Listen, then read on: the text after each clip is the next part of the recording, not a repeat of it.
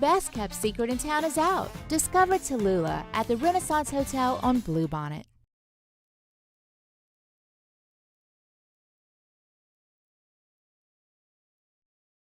This is SportsCenter. I'm Christine Lisi. The world's best soccer player featured in prime time tonight. Lionel Messi and Inter Miami versus Real Salt Lake MLS opener. Messi, healthy after a hamstring injury, will play 90 minutes if needed, with Messi, Luis Suarez, Jordi Alba, and Sergio Busquets entering their first full season together in the league. ESPN soccer analyst Luis Miguel Echegaray. It looks like a dream team, right, on paper. But here's the key about Inter Miami. They have to stay healthy. Oh, and by the way, there's two massive tournaments in the summer in Copa America and the Olympics. And Messi will definitely play in one of them. So Inter Miami have to look at this like an NFL team. Make the playoffs. That's the first objective. After that, let's see what happens. ESPN bet lists Inter Miami as the favorite to win the MLS Cup plus 350. When it comes to dealing with quarterback Patrick Mahomes and the Chiefs, the Raiders plan to use the Mahomes rules, reminiscent of how the 1980s Detroit Pistons played against Michael Jordan and the Bulls. Vegas coach Antonio Pierce told Max Crosby's The Rush podcast they've got to knock the head off the Snake 15, of course referring to Mahomes. Hey, it's your resident Super Bowl champ, Chris Canty. Coming up Thursday, I'll tell you the one team that needs to trade up and draft their franchise quarterback. It's Unsportsmanlike, 6 a.m. Eastern, right here on ESPN Radio, ESPN2, and ESPNU.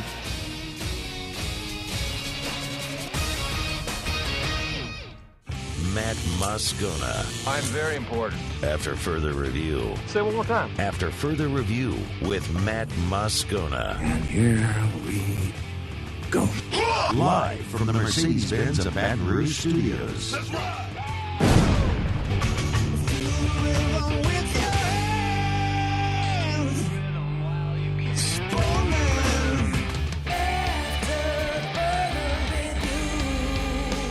And off we go. Welcome aboard. Glad you're with us. It's AFR. Presented by Pluckers. I'm Matt. You're a loser, man! Hey, shut up, kid. Paul O'Neill. They're chanting Paul O'Neill's name. So. And Mr. Toby Tomplay.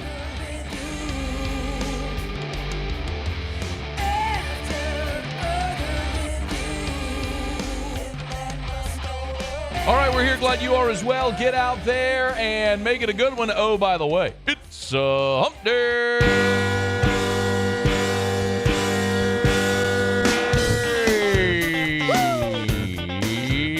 Yep. It's Hump Day. Let's hump, everybody. Mike. What day is it, Mike? Tigers and Wildcats. Hump Day. Going down to PMAC. It's Hump Day. Can LSU pull off the upset? Mike. What day is it, Mike? We'll find out after the break. Hump Day. Jay Johnson has set his weekend rotation. It's Hump Day. Sort of. Mike. What day is it, Mike? Todd Walker's here in hour 3. Hump Day. John Brady next hour. It's Hump Day. Jeff Drummond covers Kentucky. He'll be here in hour 3. Mike. What day is it, Mike? We'll talk booze with Taylor Calandro. Hump Day. We'll get Joel Klatt praising Jaden Daniels. It's Hump Day.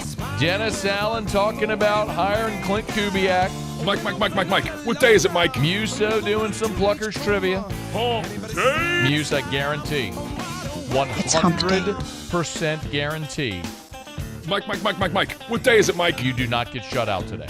Hump Day. All right, that's encouraging. I like it. 100. If you get shut out today, Muse, if you wear the collar, it's Hump Day. You can't work here. All right. Mike. What day is it, Mike? So it's either don't wear the collar or pink slip. Hump Day. Yes. It's Hump Day. And you'll understand when we get to Pluckers trivia. Mike. What day is it, Mike?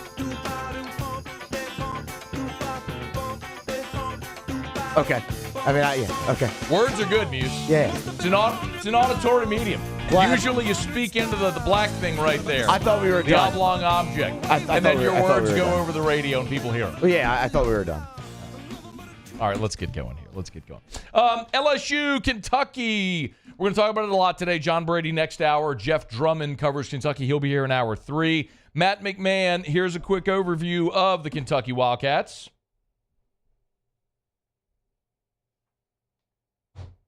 You know what? We're brought to you every day by Bud Light. Hit it, Muse. It's time to pop the top. Bought you some time. On another edition of AFR with Bud Light. Drink easy. You ready now? Yeah, the mouse was sticking. Sorry about that. No worries, Muse. Maybe I'll just fire you because the mouse was sticking instead of you not wearing the collar sort of thing. All right, let's do it this way. Rewind. We have like a harp or something. We can Let's go see back that in in time. an instant replay. Let's see that in an instant replay. Shut up, kid. Sorry. Sorry. I love an Ace Ventura reference. I'm not mad at that at all. You know what? You're just when I thought you couldn't be any dumber.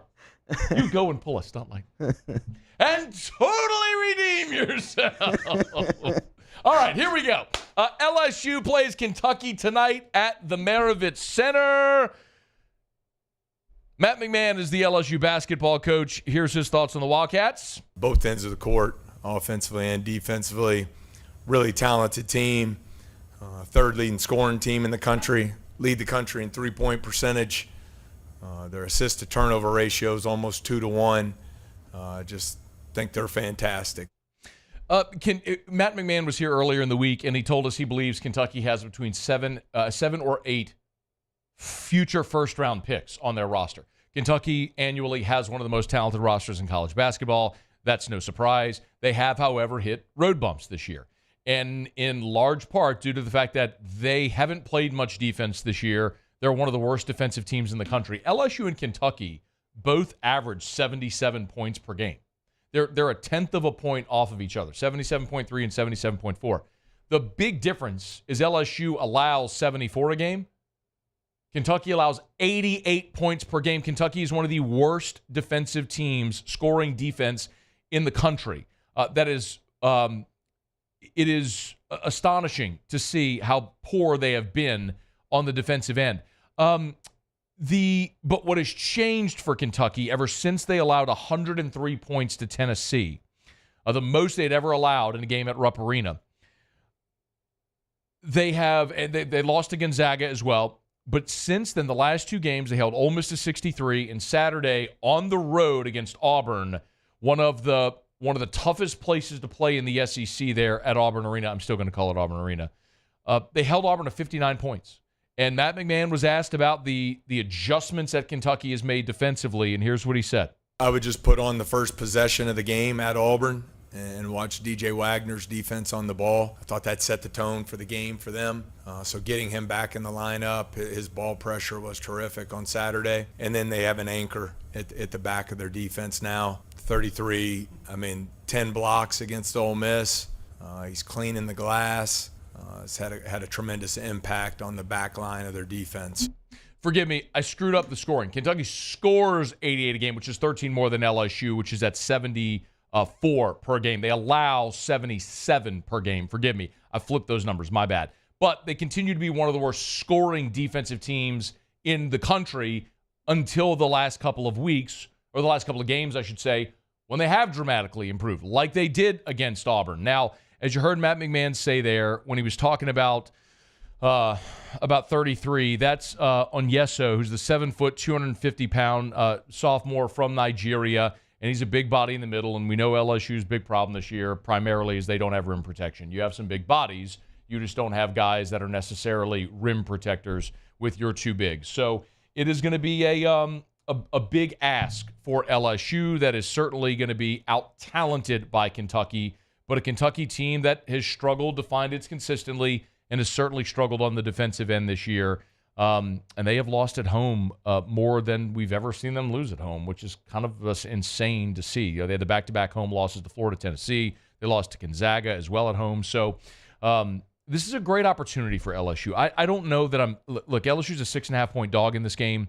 And, one of the things that when we talk to Jimmy, and you'll hear odds makers say it, they'll say there's no impact like home court in college basketball. And you would think about football and you could put 100,000 people in a stadium, but you can neutralize a crowd if you go on a long drive or if you have a lead. In basketball, the crowd can incite energy and create a flurry that can happen both offensively and or defensively. And so this is going to be the biggest game. It always is. Whenever Kentucky comes here, LSU sells it out, and it's always, even if LSU's bad, it's the only game that sells out and the game that people go to. And this is an LSU team that has found a way to win games here or there, and hopefully is setting a little bit of a hook. It's a late tip at 8 o'clock. It's on ESPN on the mothership. You can hear it on our sister station, Eagle 98.1. But for LSU, I'll say it again, this feels like a free swing. This feels like a free swing for LSU in this ballgame. Because as we looked at the final 10 games, you had a really tough 5-game stretch, and then you had a very manageable 5-game stretch to finish. And so we said, look, if you could find a way to win one of those games amid that 5-game stretch, you could finish 4-1 in your final 5. You don't assume that LSU is going to go on a 5-game winning streak, but they will be favored in all of those 5. So if you went 1-4 and then finished 4-1 in your final 5, you go 9-9 in league play, you're likely an NIT team. Well, you got the game. You got the game you had to get. You won at South Carolina on Saturday, road win over a ranked team, and now you come home against Kentucky, another ranked team, and it feels like you're playing with house money. It would be awesome to see LSU win this game. I mean, if you want to go pie in the sky and actually think about what scenario would have to unfold for LSU to make the NCAA tournament, it's hard for me to even get there, but it would include winning out. Because if you beat Kentucky and then win your final 5, you'd finish the regular season on a 7-game winning streak, and you'd end up with 11 wins in conference play. And if you were able to do that, then you've put yourself squarely in the conversation. Or you put yourself on the bubble for certain, and you go to the SEC tournament with a chance maybe to win a game or two and get into the NCAA tournament. Now, I don't think that's going to happen, to be very clear. I don't think LSU is going to win this game tonight. I don't think they're going to finish the regular season on a 7-game winning streak. But I do think realistically this team has a great chance to play its way into postseason play in the NIT field. And this feels like house money tonight. So get loud, full house. You got Kentucky coming in, ESPN. Go shoot your shot, take your swing, all the cliches, play your best game, and see if you can get the ball to bounce your way in a close game late and maybe upset the Cats here in Baton Rouge. So LSU-Kentucky, 8 o'clock tip tonight. Again, John Brady will be here in 1 hour, so we'll talk to Coach Brady about the game. Obviously, he had plenty of great battles with the Kentucky Wildcats when he was the coach at LSU. Todd Walker will be here in hour 3, and then we'll talk to Jeff Drummond as well, who covers the Cats. Been a good friend and contributor on our show for a lot of years. So we're looking forward to having Jeff here to give us the Kentucky point of view here in hour number 3. So lots to talk about with the Tigers and the Wildcats tonight out at the Maravich Center. Okay, we are brought to you by our friends at Bud Light, the open to the show every day. Brought to you by Bud Light. If you're getting out to the Maravich Center tonight, you're going to be watching the Tigers and the Wildcats. Make sure you have plenty of ice-cold Bud Light. If you're going maybe to a bar, maybe like Pluckers, grab some ice-cold Bud Light in the bottle or draft. Or if you're going to be at the house, make sure you got plenty. The official beer of the LSU Tigers, Bud Light. The official beer of the LSU baseball and women's basketball national champions is Bud Light. So drink with the champions. Get the commemorative bottles as well while they last for the women's basketball national championship. And while you're at the PMAC or Tiger Park or the box all season long, make sure you're drinking with the Tigers and with the champs with Bud Light. Drink easy in Louisiana with the official beer of AFR. That's Bud Light and our friends over at Mockler Beverage. All right, well, now I got a quick break, y'all. When we come back, I do want to let you hear some of what Jay Johnson had to say. He has set the rotation for this weekend, sort of. And we'll also talk about, let's hear from Dennis Allen, who was on the NFL Network. We played one clip of Dennis Allen yesterday that they had leaked out before the full interview. The full interview aired on the NFL Network last night, so we'll go through some of what Dennis Allen had to say about hiring Clint Kubiak and moving this offense forward, the draft, all that good stuff. So we'll get to it as we continue here on a Hump Day edition of AFR presented by Pluckers. AFR. It's a raving fan shout-out. Presented by Darren James, brokered by LPT Realty. How about this one from John David in Gonzales, who said, listing my home with Darren James was effortless. My home was listed quickly with interactions of everything from scheduling agents showing my home via the Homes by ShowingTime app to direct communication with Darren and his team whenever needed. Just a seamless process. I would highly recommend listing your home with Darren James and Associates. That's John David in Gonzales, another raving fan of Darren James and Associates, brokered by LPT Realty. If you're thinking of selling your home, why would you call anyone other than the realtor that sells more homes than anyone? And remember, if you are a realtor and you've been hearing so much about LPT Realty and you want to know why your colleagues are flooding to LPT Realty, Call Darren James and find out. 335-7666 or agent225.com. Think real estate, think Darren James.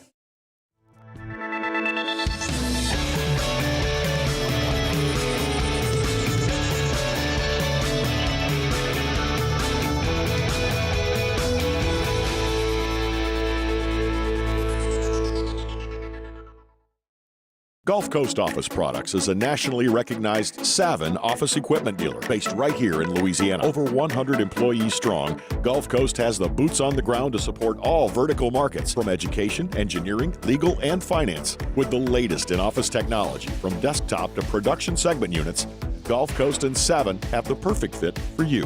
Call 225-756-2644. That's 756-2644 for Gulf Coast Office Products. I've been doing business with Luba for 25 years. They're dependable, trustworthy. It's just the attention to detail with our clients. Our folks have years and years of experience. They're highly trained professionals, but many companies have that asset. What I'd like to think makes Luba a bit different is that we use those talents in a way that truly is dedicated to serving the needs of the folks who depend on us.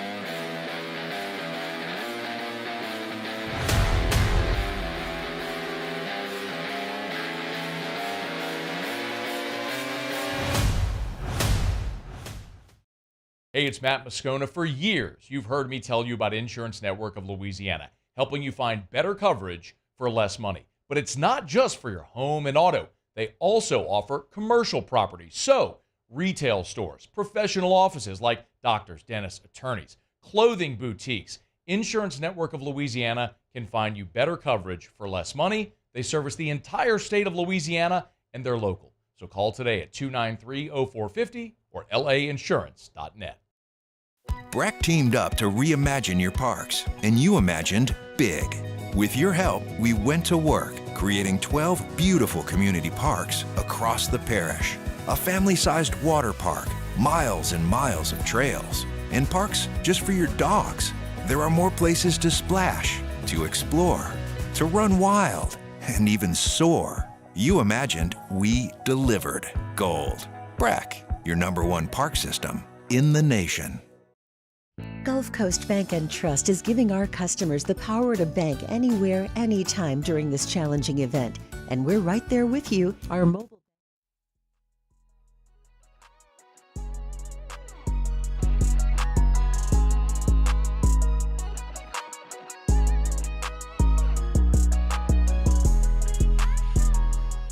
After further review with Matt Moscona, presented by Plucker's Wing Bar, open till midnight or later every night of the week, where every Monday is all-you-can-eat wings. Plucker's Wing Bar. If you don't like our wings, we'll give you the bird. Jump is going to throw Thursday against Northern Illinois. Hurd is going to throw Friday against Stony Brook. Holman is going to throw Saturday against Northern Illinois, and then TBA for Sunday. This time of year, I just didn't want to move anybody up that threw 60-plus pitches. Jay Johnson has released his plans for the weekend, his pitching plans for the weekend. Again, remember another another 4-game weekend, but it's Thursday, Friday, Saturday, Sunday. So Gage Jump, who closed Game 1, will make his first start Thursday. Thatcher Hurd, Luke Holman, Friday, Saturday. So they stay on their days, and then we'll see what they do on Sunday. Of course, Sunday this past week was Javen Coleman, and then Monday was Cade Anderson. So it would stand to reason that Javen Coleman would start Sunday. Again, if you don't want to move anybody up this early in the season, the other thought would be Cade Anderson, unless if there's somebody else they want to get a look at. So we'll wait and see what it is, but LSU will just take some getting used to with the day games and the sort of the new schedule, playing the 4-game weekends, how they're doing. But Gage Jump met with reporters today, and he did talk about the opportunity to get his first start as a Tiger. Yeah, I'm super excited.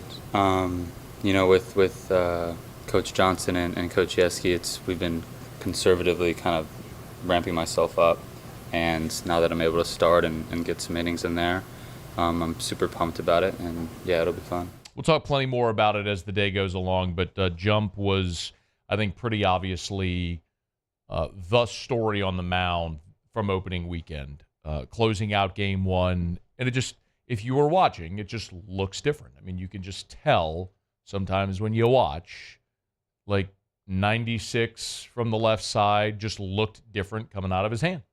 And I will be so interested to see, now that they're going to let him start, does he extend? Or if he does extend, how much does he extend, right? Remember, he missed last year coming off of Tommy John. You're going to bring him along slowly. How much do they let him extend? Because there's something to be said. If you're throwing the ninth inning and you know you're just going to get 3 outs, you can just open it up full throttle and let it fly. If you're trying to pace yourself as a starter, it might look a little different. So I'm curious to see how it looks. But he's a guy that I think everybody's super high on. And you realize, just like a year ago at this time when Jay Johnson said, listen, whatever this team is going to be to reach the goals that they have, Thatcher Hurd's going to have to take the ball in big moments. And ultimately he did. That was prophetic. Thatcher Hurd took the ball in what ended up being the final game of the championship series and gave you 6 innings. I think the same is going to be true for Gage Jump this year. It's pretty obvious to see. So we'll get a look at him in a starting role on Thursday against Northern Illinois out at the box. Okay, it's after further review. Real quick, I want to talk about Dennis Allen, who Dennis Allen did an interview with the NFL Network. It aired last night. Some interesting things I want to delve into. We'll get here in a second. Remind you about Hudco Roofing.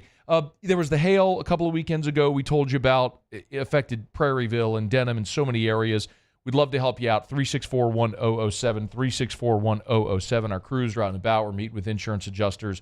We can take care of the whole process for you, from that initial meeting with the insurance adjuster, getting your claim approved, working with your insurance company, and then getting your roof repaired or replaced. But I tell you all the time also that we offer that silicone coating product for commercial buildings, for metal roofs. One thing that I probably haven't mentioned before that I should mention is that is a tax-deductible expense if you're a business. So if you have a flat or metal roof, remember, if you're having issues with your roof, we offer a silicone coating product that's roughly half the cost of a roof replacement and comes with a 20-year warranty. But that is considered a repair to a facility. So that is a tax-deductible expense. So it's worth having that conversation as well. So if you've been putting off getting your roof fixed at your commercial building, flat or metal roofs, we'd love to talk to you more about our silicone coating product. Give us a shout today, 364-1007, 364-1007. That's in the 225, 364-1007, or HUDCOroofing.com. So Dennis Allen was a guest on the NFL Network, and we did talk about this a smidge on Tuesday, and we talked about because they released a clip early about him talking about draft strategies. If you want to catch that, you can catch it from Tuesday's show. And honestly, I thought it was let's play it again just for those that missed it. Could you play it? It's number 3. Here it is. Dennis Allen talking about how they adjust their draft strategy with Kubiak coming in. We're in the process of having our February draft meetings with the scouts, with Jeff Ireland, Mickey Loomis, myself. We're in there talking through these guys, and we had a chance to get the offensive coaching staff in here over the weekend and really sit down with the scouts and with the people in the draft room and kind of go through, look, this is what we're looking for at the quarterback position. This is what we're looking for in an offensive tackle. This is what we're looking for at the receiver position. So I think that's been great for our group. And I think we'll have to continue to have those discussions as we go throughout, this draft process, and really not just the draft process, but free agency also. There was more to that, and the actual cut that where he talked about it was he talked about when he got here and replaced Rob Ryan, and how he and Sean Payton sort of had to define what they were going to be defensively. And then they took it from there in the draft and the free agent process. He said they're basically doing the same thing right now with Clint Kubiak. And that's what he's talking about with the coaches and the scouts. And it's defining what they're going to be offensively. So that, I think, is so important. And I'll praise Dennis Allen for that, because that worked when he was hired as defensive coordinator. It makes a lot of sense. Instead of saying, hey, Clint, come in and work with the scrap metal we have here, it's saying, what do you want to build? And then let's go get you the tools to build what you want to build. And I like that approach much more. Here was Dennis Allen on Clint Kubiak and the offensive staff. I feel like this is the best scheme that gives your players the best chance to have success that's going in the National Football League right now. And I think Clint is highly intelligent. He's extremely hard worker. I think we've put together an outstanding staff with a little bit of mixture of some older veteran coaches that have been there, done that, with some younger, progressive mindset type of guys. And I think it's going to be a great mixture for our organization. The most important part of it, though, is how it's going to impact Derek Carr. Because, and this is the thing that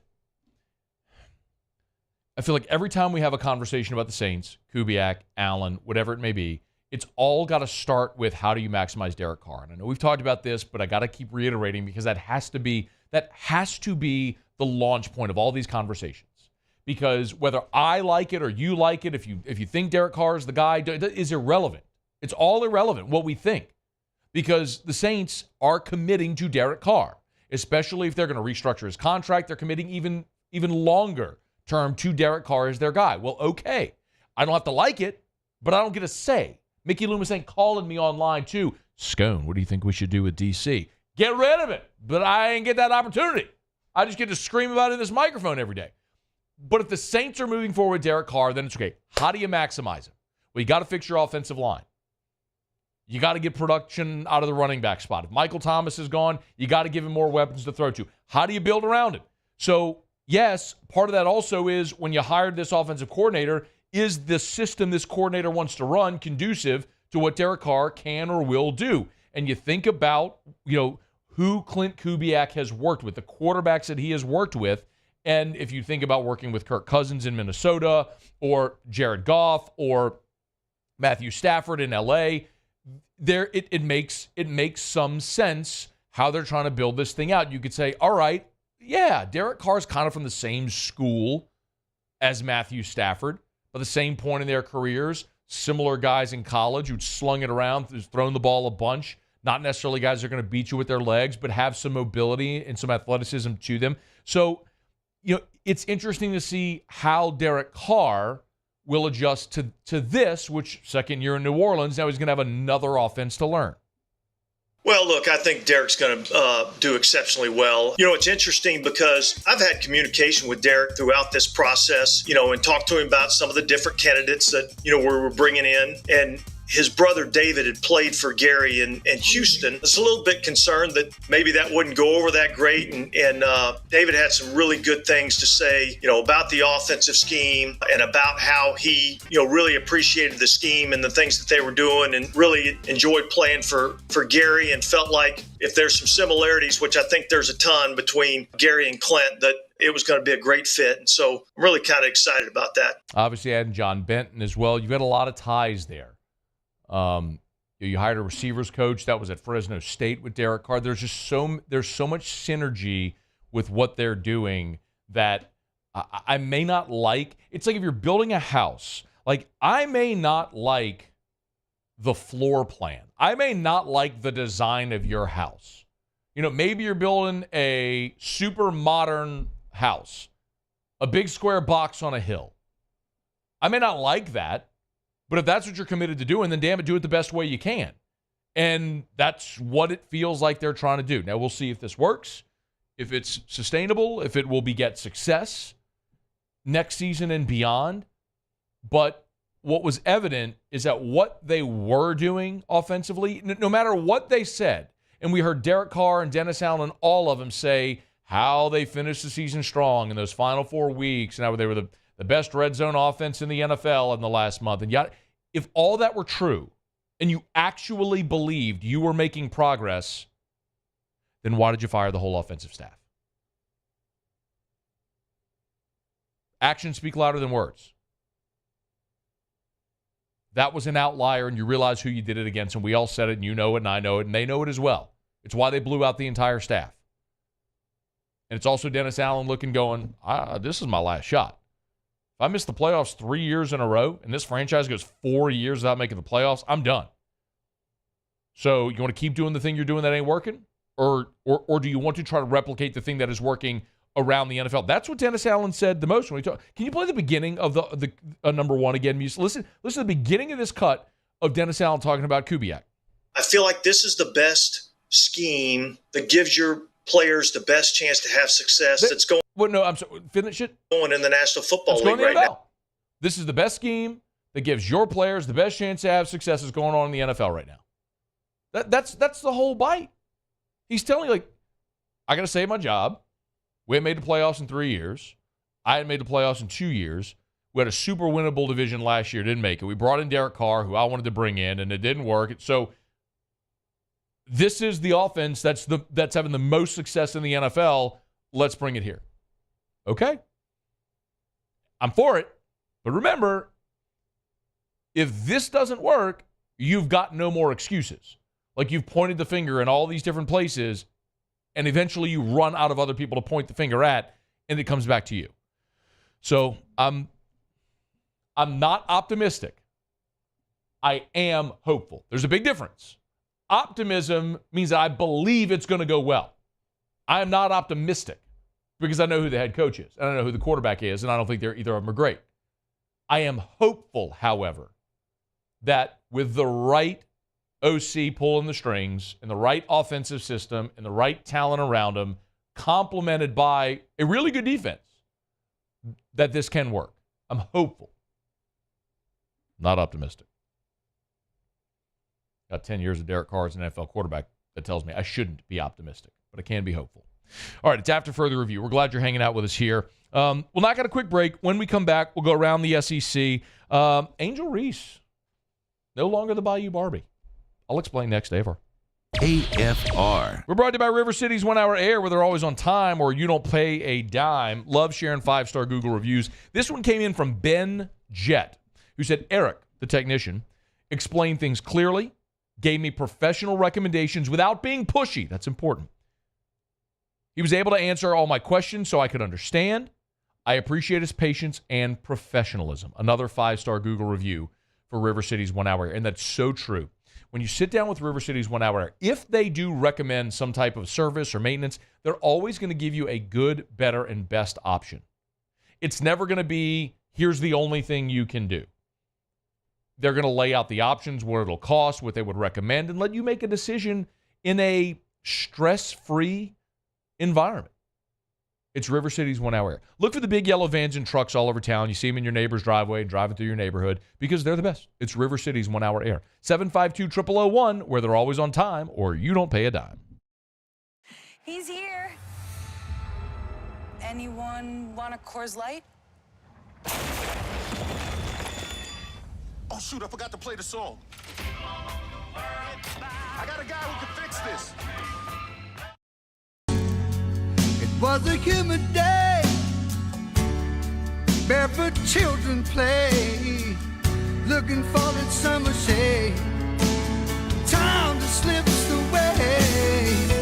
Oh, Louisiana, some kind of hold on me. Like cypress stumps, your roots are planted deep inside of me.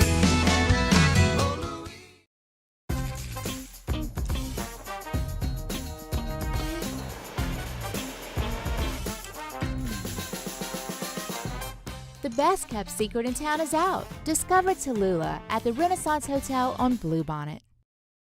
Join MMR and ignite your career today. MMR is the largest electrical and instrumentation contractor in the nation, and they're seeking talented individuals to join their team. For over 3 decades, they've been headquartered right here in Baton Rouge, and they have offices all around the globe. And MMR offers a tailored path for both professional and personal development, outstanding benefits, and a dynamic culture. So whether you're an intern, a seasoned pro, or you're just starting out, see what MMR can offer you. Apply at mmrgrp.com.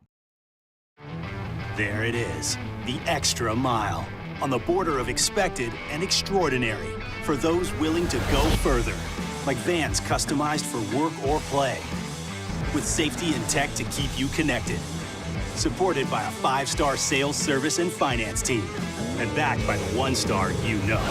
So go the extra mile. It's never crowded because so few have what it takes to go there. Mercedes-Benz Vans. Yo, Jake here from my friends over at Community Steel Company located in Gonzales, Louisiana. The local place you can turn to for all of your metal building needs.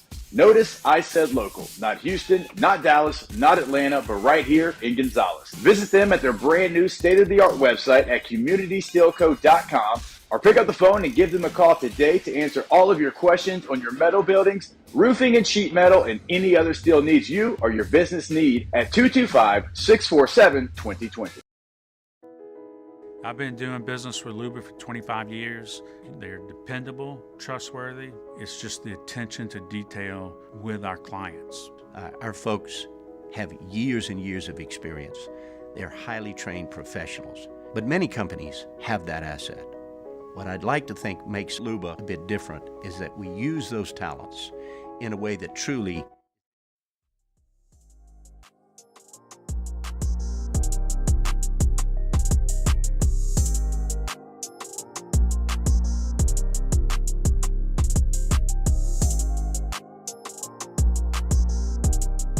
After further review with Matt Moscona, presented by Plucker's Wing Bar, open till midnight or later every night of the week, where every Monday is all-you-can-eat wings. Plucker's Wing Bar. If you don't like our wings, we'll give you the bird.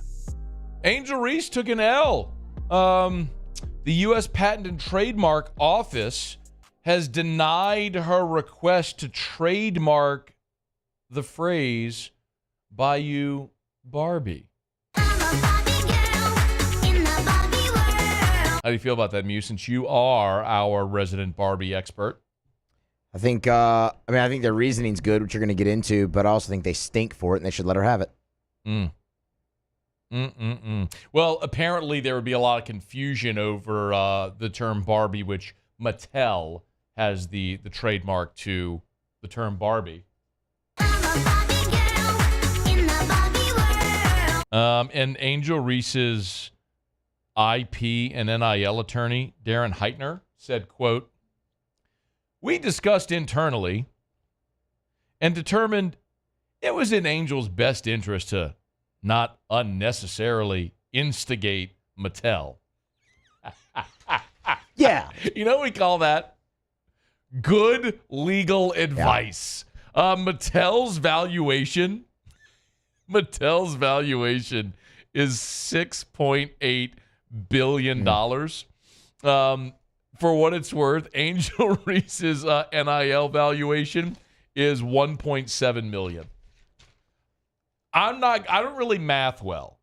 I've always acknowledged that. I scored embarrassingly low in the ACT on math and science, like a 13, 14. And then I was like 30 on English and reading comprehension. I averaged out to like a 23 or 24 or something like that. So I don't math well, but I do know that $6.8 billion is way bigger than $1.7 million. More, by a lot of zeros. A lot of them. So we'll keep calling her Bayou Barbie. That's okay. You can call her Bayou Barbie. You know? She just can't put it on T-shirts and stuff like that and try to sell it, right? Yeah. Because if you do that, you know what we would call that? Instigating Mattel. Okay, yeah. Okay, I mean, I was like, there's a lot of things we could call that, but okay, sure. That would be that is why you pay attorneys to say, you know what? Should probably just wear this L, Angel. Let's just go on and do our deal with Beats, or was it Beats or Bose, or who did you do the head? Whoever it was with, Sony. I don't remember who it was with. Probably Beats. Let's not poke the $6 billion corporation. Bear. The $6 bear. billion bear. Proverbial bear. Correct. That's how that would go. Okay. The Bayou Barbie. Plenty of dubs down the road for her. In the purple and gold and whatever else is beyond. This just ain't going to be one. And our resident Barbie expert, Muse, has spoken and agrees. Yes? Yeah, this is the right move. There it is. All right. We're brought to you by Michele Weighing and Measurement. Do you think Mattel, if they ever wanted to get all of their assets, like the $6.8 billion, and put it on a scale to weigh it, what that would look like? Yeah. They could call Michele. Michele could weigh it for them. If you wanted to get 6.8 billion ones, would you want them in ones, tens, or hundreds, or 20s, I guess? Could you imagine what $6.8 billion cash would look like? You need a pretty big scale for that. You need a big scale. Well, I mean, Michelli, they got plenty of big scales. They're our nation's leading distributor of scales. But more importantly than that, they'll weigh, measure, sell, service, rent products you use to weigh and measure. Go to Michelli.com. It's the website, Michelli.com. With more than 30 offices across 11 different states, Michelli can help you out. You can always ship your devices to them to be calibrated. Or if you have equipment that can't leave or you don't want to leave your facility, they can come to you on, say, they have mobile calibration labs. They can come on site. It's so impressive to see the companies that they work with and the job that they do. It's Michelli Weighing and Measurement. You need ISO 17025 accreditation. They got it. It's Michelli Weighing and Measurement. Michelli.com, Michelli.com. All right, we'll do some Bourbon Dictionary with Taylor Calandro here shortly. John Brady in about 30 minutes from right now. Todd Walker in hour number 3. Teed up! Right now, we do it every day about this time. Let's go around the SEC. Around the SEC, bringing you the biggest news from the nation's best conference, the Tennessee Volunteers. Tennessee is hiring Cincinnati running backs coach Darrell Sims.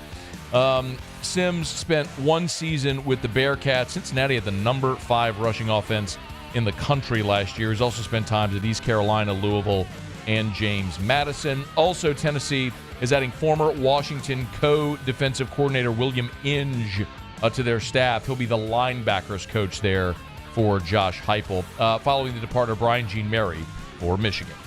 The Kentucky Wildcats.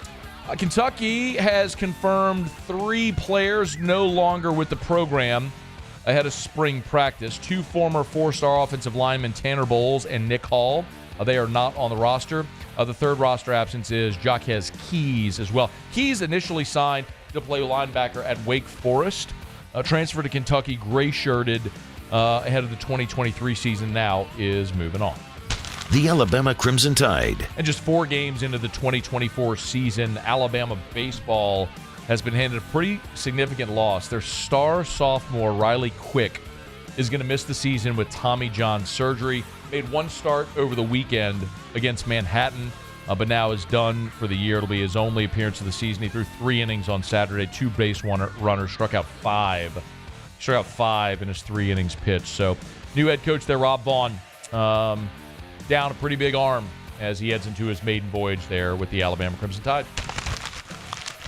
Right there you have it. That is Around the SEC. We are glad to have you aboard with us as always. Love telling you about Shawbills Tire and Auto Service, ShawBillsTire.com.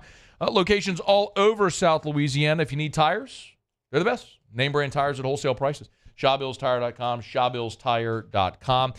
Remember, through the end of this month as well, if you go to the website, ShawBillsTire.com, and hit the promotions tab, you'll see the Bridgestone and Firestone promotion that I've been telling you about here for several weeks. Under all promotions at the website, they have a Bridgestone and Firestone offer where you can get up to $180 off a set of select 4 new select Bridgestone tires and $170 instantly off 4 select new Firestone tires. It's been extended through the end of this month. For all of the offer details, go to ShawBillsTire.com. That's ShawBillsTire.com. Again, you want the best tires on the road at name brand tires at wholesale prices. They'll do it at Shawbills, and where you always get the Charlie's dozen. It's Shawbills Tire and Auto Service. ShawBillsTire.com. Shawbills, where we keep you rolling. One other quick note here from Tuscaloosa. Boy, it's just all falling apart. Hat tip to Paul in the Heights on Twitter at Heights Tiger, who made me aware of this. Somehow I'd missed this. There's been another pretty significant exodus from Tuscaloosa. Why are you laughing? I'm not making this up. Why are you laughing? I'm not making this up. I'm laughing because I looked up. There's a little spot where I can see your screen. I looked up and I just saw the face, and it made me laugh. I'm sorry. Eli Gold, the longtime voice of the Crimson Tide, has told Mike Dubberly, quote, "I will not be returning. The university chose to not bring me back. I have not retired." You sure, Eli? They canned Eli Gold. I shouldn't laugh that a man got fired. Jimmy Ott will have to explain this when he's here in hour number 3. But 1 year, very, very quickly, 1 year at SEC Media Days, Eli Gold was there. Jimmy interviewed Eli Gold, and it was the most gratuitous Alabama interview you could ever imagine in your life, where Eli Gold just took like sharpened popsicle sticks and jabbed them in the collective eye of every LSU fan, reliving the Yeldon catch, on an it was just so Jimmy and I have just laughed. TJ Yeldon is the greatest play in the history of Alabama football. Anyway, you'll have to hear Ott do it when he's here in hour 3. He no doubt will. But I wish Eli Gold well. I know he went through a health scare. Sincerely, on a very human level, sincerely glad that Eli Gold appears to have survived his very serious health condition. And he'll go into what's next. But again, Mike Dubberly quoting Eli Gold. His source is Eli Gold. That Eli Gold will not be back as the voice of the Crimson Tide. Okay, well, now I got a break. We'll come back. It is a Whiskey Wednesday. Taylor Calandro is here for a little Bourbon Dictionary. Don't you move. AFR. Hey, if you are having trouble hiring, I got the answer for you. It's Glow Resources. Glow Resources, complete employer solutions. So much of what we tell you about with Glow Resources centers around you and your business being more efficient. Glow Resources is not a staffing company. They're not a staffing company. They work for you, the business owner, to find you the employee or employees that are going to make you more efficient. And they handle everything. It doesn't matter if it's civil construction or maritime or service companies or appliances, or they also have the admin side. So if you need white-collar employees, well, they got a white-collar division at Glow Resources. And the customer gets a guarantee for 60 days that the employee is the right fit. If it doesn't work, how about this? If it doesn't work, they'll find you a new employee at no cost and or offer a prorated refund. It's Glow Resources. Why would you work with anyone else? GLO. Glow Resources and glowresources.com.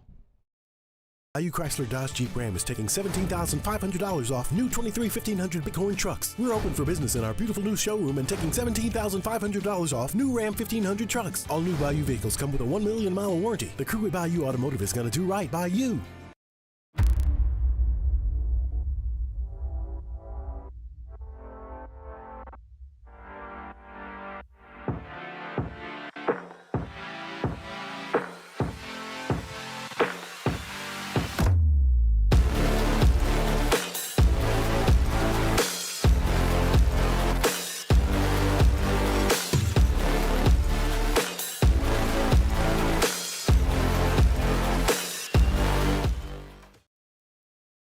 At Relief Windows, we're more than windows. We're windows, doors, hardy plank, and vinyl siding. But our number one product is always customer satisfaction. Visit us online at reliefwindows.com. Oh, by the way, we do shutters too. There's never been a better time to catch a John Deere deal from the crew of Sunshine. Ask us about our low monthly payment options on our tractor packages and let the good times roll. With equipment strong enough to power one of the world's largest celebrations, we've got your needs covered too. Learn more about what it means to be powered by Sunshine at sunequip.com. Some restrictions apply. See dealer for details. Offer ends April 30th, 2024. Jerry and Benny Payne began Central Plumbing Company out of their driveway in Tanglewood Subdivision. 50 years later and 4 generations down the road, we continue to serve Baton Rouge and the surrounding areas for all of their plumbing needs. Residential, commercial, industrial, or hospitality, Central Plumbing is here 24/7, 365. We want to thank our customers, family, and friends for 50 years of success. And looking forward to 50 more. Hey, it's Matt Moscona. For years, you've heard me tell you about Insurance Network of Louisiana, helping you find better coverage for less money. But it's not just for your home and auto. They also offer commercial property. So, retail stores, professional offices like doctors, dentists, attorneys, clothing boutiques. Insurance Network of Louisiana can find you better coverage for less money. They service the entire state of Louisiana, and they're local. So call today at 293-0450 or lainsurance.net. I've been doing business with Luba for 25 years. They're dependable, trustworthy. It's just the attention to detail with our clients. Our folks have years and years of experience. They're highly trained professionals, but many companies have that asset. What I'd like to think makes Luba a bit different is that we use those talents in a way that truly is dedicated.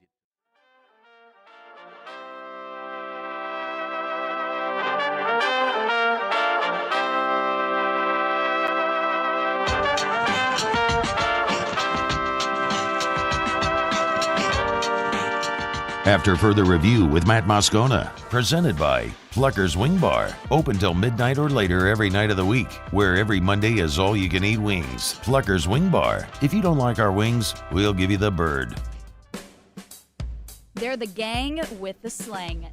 This is Bourbon Dictionary with Matt Moscona and Taylor Calandro. All right, wrapping up hour number 1. Get your booze questions in. Email us, tweet us, text us in the 225-396-4400, 396-4400, 396-4400. By the way, if you do email, tweet, or text us, there's a chance that your comment will be read on the air. I got someone threatening to sue me over reading a comment on air. What an idiot. Taylor, I'll explain more later. Taylor Calandro's with us. How are you, dude?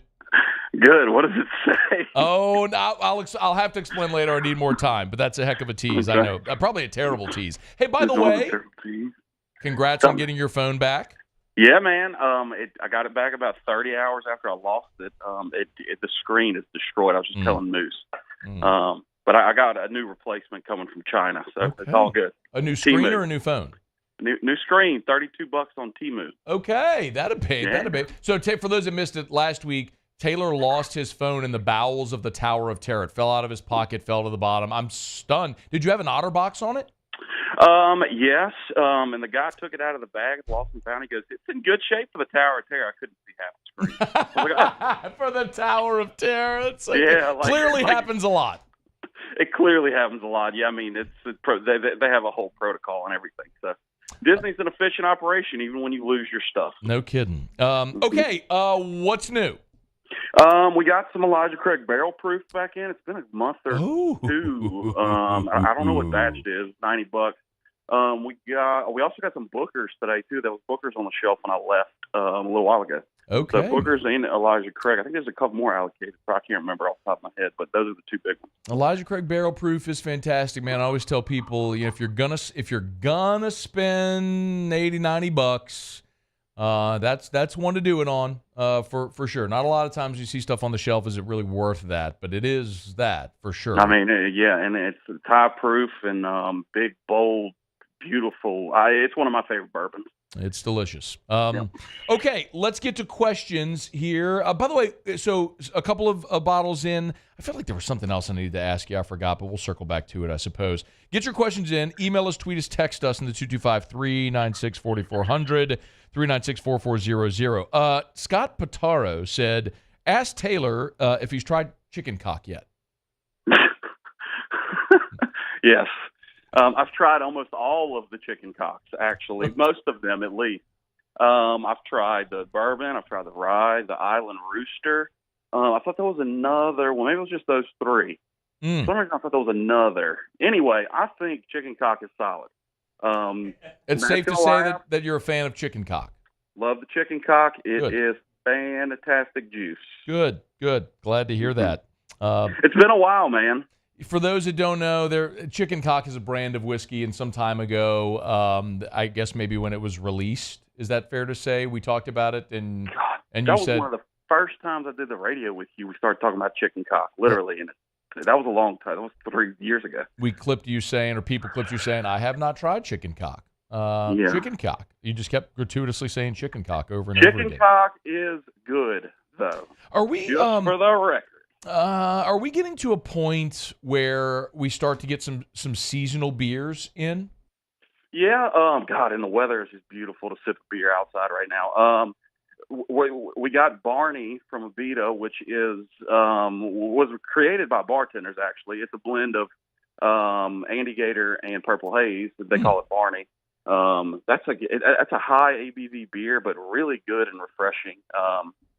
For the summer. Like I said last week, Strawberry Canebrake is in. Avita Strawberry's in. All the fruity beers are starting to flow in. Light little sours, too. What about cocktails? I know RTDs are always big as the weather starts to get warm again. You always tell us that. What's new out in that space? RTDs? Man, I saw an RTD. We got some RTDs, some vodka seltzers from Suntory, actually, the people that make Yamazaki and everything. They're Japanese. I'm very interested in that because the Japanese have been kind of tinkering with this stuff for a while. I haven't got to try them yet, but those are new. I think they're called 196. Mm-hmm. Those are like 9 or 10 ABV too. Those would be good to sip by the pool, I think. Okay. This one from Brett said, ask Taylor, have you tried Traveler whiskey? If so, give a review. I have tried Traveler. It is entirely too light for me. It's not complex enough for me. It is not for me. Is that one of the celebrity whiskeys, right? Yeah, that's the one. Chris Stapleton. It's a blend of whiskey / some kind of other spirit. And 90 proof. Oh, it's 90 proof. I think it's 90. It's either 80 or 90. We got like 30 seconds. I love Elmer T. Lee is 90 proof, and I love Elmer T. Lee. Sazerac is 90 proof. There are lower proof whiskeys that are perfectly good and delicious, but I haven't tried this one yet. Maybe I'll get around. It's just kind of young and kind of light. It wasn't for me. All right, we got to go. Thanks as always. See you, Matt. That is Taylor Calandro. This is After Further Review. Hour 2 coming up after SportsCenter. AFR. Brought to you by the Williamson Eye Center. Call 924-2020 if you want to see 2020. I got the answer. Do what I did. Go for that consultation with Dr. Blake Williamson. I had LASIK with Dr. Blake Williamson. Paulie had his LASIK with Dr. Blake Williamson. Hester, when his playing days were done, had previously had LASIK, needed PRK. That was the solution for him. A lot of people who had LASIK, that's a common misconception I've learned about LASIK. People think, oh, LASIK wears off. No, it doesn't. LASIK is changing the shape of your eye. That doesn't wear off. What happens is, because LASIK maybe only affects about 10% of your eye, the other 90% of your eye could age, and you could have other issues as you age. So for people who have had LASIK, like me, if you start to have some of those issues, like Hester did, perhaps PRK is the answer. The point is that no matter your age or refractive issue, there is a solution for you. If you want to see 2020 without contacts or glasses, the Williamson Eye Center can help. Call 924-2020 or williamsoneye.com. The importance of doing this Fortified program and offering it to people down here is, number one, the only real chance you're going to get to do this is when you put on a new roof or build new. And through companies like HUDCO, who's kind of leading the way in this thing, it's going to offer the customers a huge advantage in the insurance market and the price of their insurance. You know, we're not looking to make a fortune off fortifying. We're trying to give you a better product than our competitor at the moment. I'm trying to do something that he can. I'm trying to give you something better. So a lot of these insurance shops, you're getting a re-roof, you're only paying your deductible. Let's sit down and talk about the Fortified and let's see what it does to your insurance premium. You're getting a steal. Yeah. You're getting a brand new roof and a Fortified certificate for your deductible, essentially. I think we're rocking and rolling.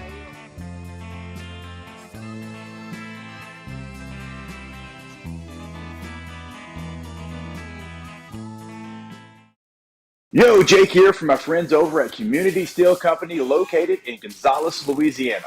The local place you can turn to for all of your metal building needs. Notice I said local, not Houston, not Dallas, not Atlanta, but right here in Gonzales. Visit them at their brand new state-of-the-art website at communitysteelco.com or pick up the phone and give them a call today to answer all of your questions on your metal buildings, roofing and sheet metal, and any other steel needs you or your business need at 225-647-2020. I've been doing business with Luba for 25 years. They're dependable, trustworthy. It's just the attention to detail with our clients. Our folks have years and years of experience. They're highly trained professionals, but many companies have that asset. What I'd like to think makes Luba a bit different is that we use those talents in a way that truly is dedicated to serving the needs of the folks who depend on us.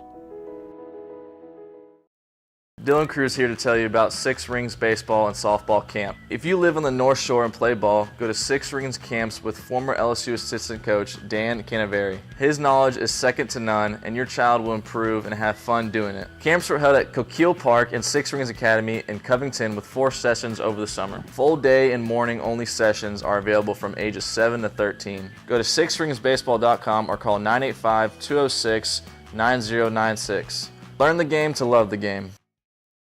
Electricity is all around us, and our families depend on it. Every day is sparked by the power of a cold drink, are a warm meal, a movie night, and a comforting light at the end of a dark hallway. From sunrise to sunset, playtime to bedtime, our team is ready to take care of your electrical needs. Even in the case of an after-hours emergency, the light in your life shines brighter with Mr. Electric.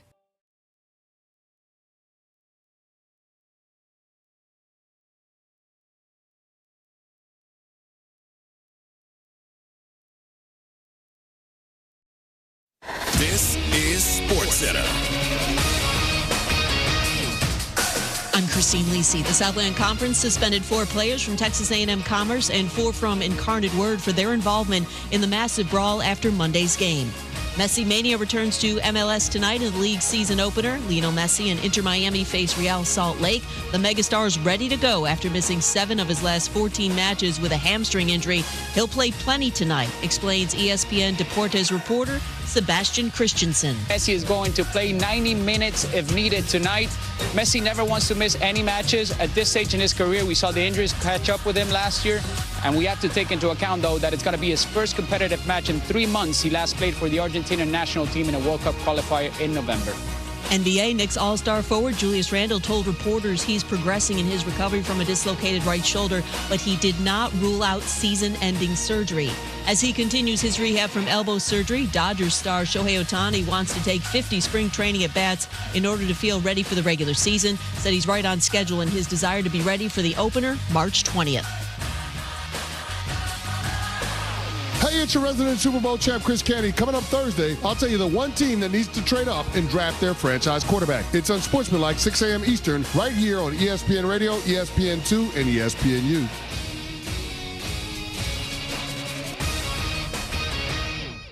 Matt Moscona. I'm very important. After further review. Say it one more time. After further review with Matt Moscona. And here we go. Live from the Mercedes-Benz of Baton Rouge Studios. Let's ride.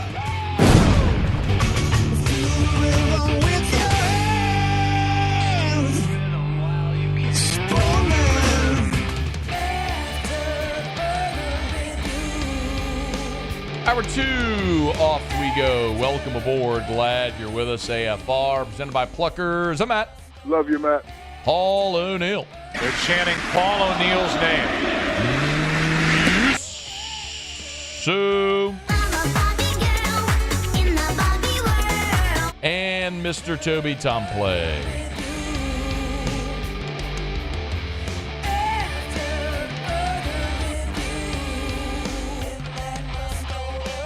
All right, we're here. Glad you are as well. Get out there, make it a good one. John Brady in 15 minutes from right now.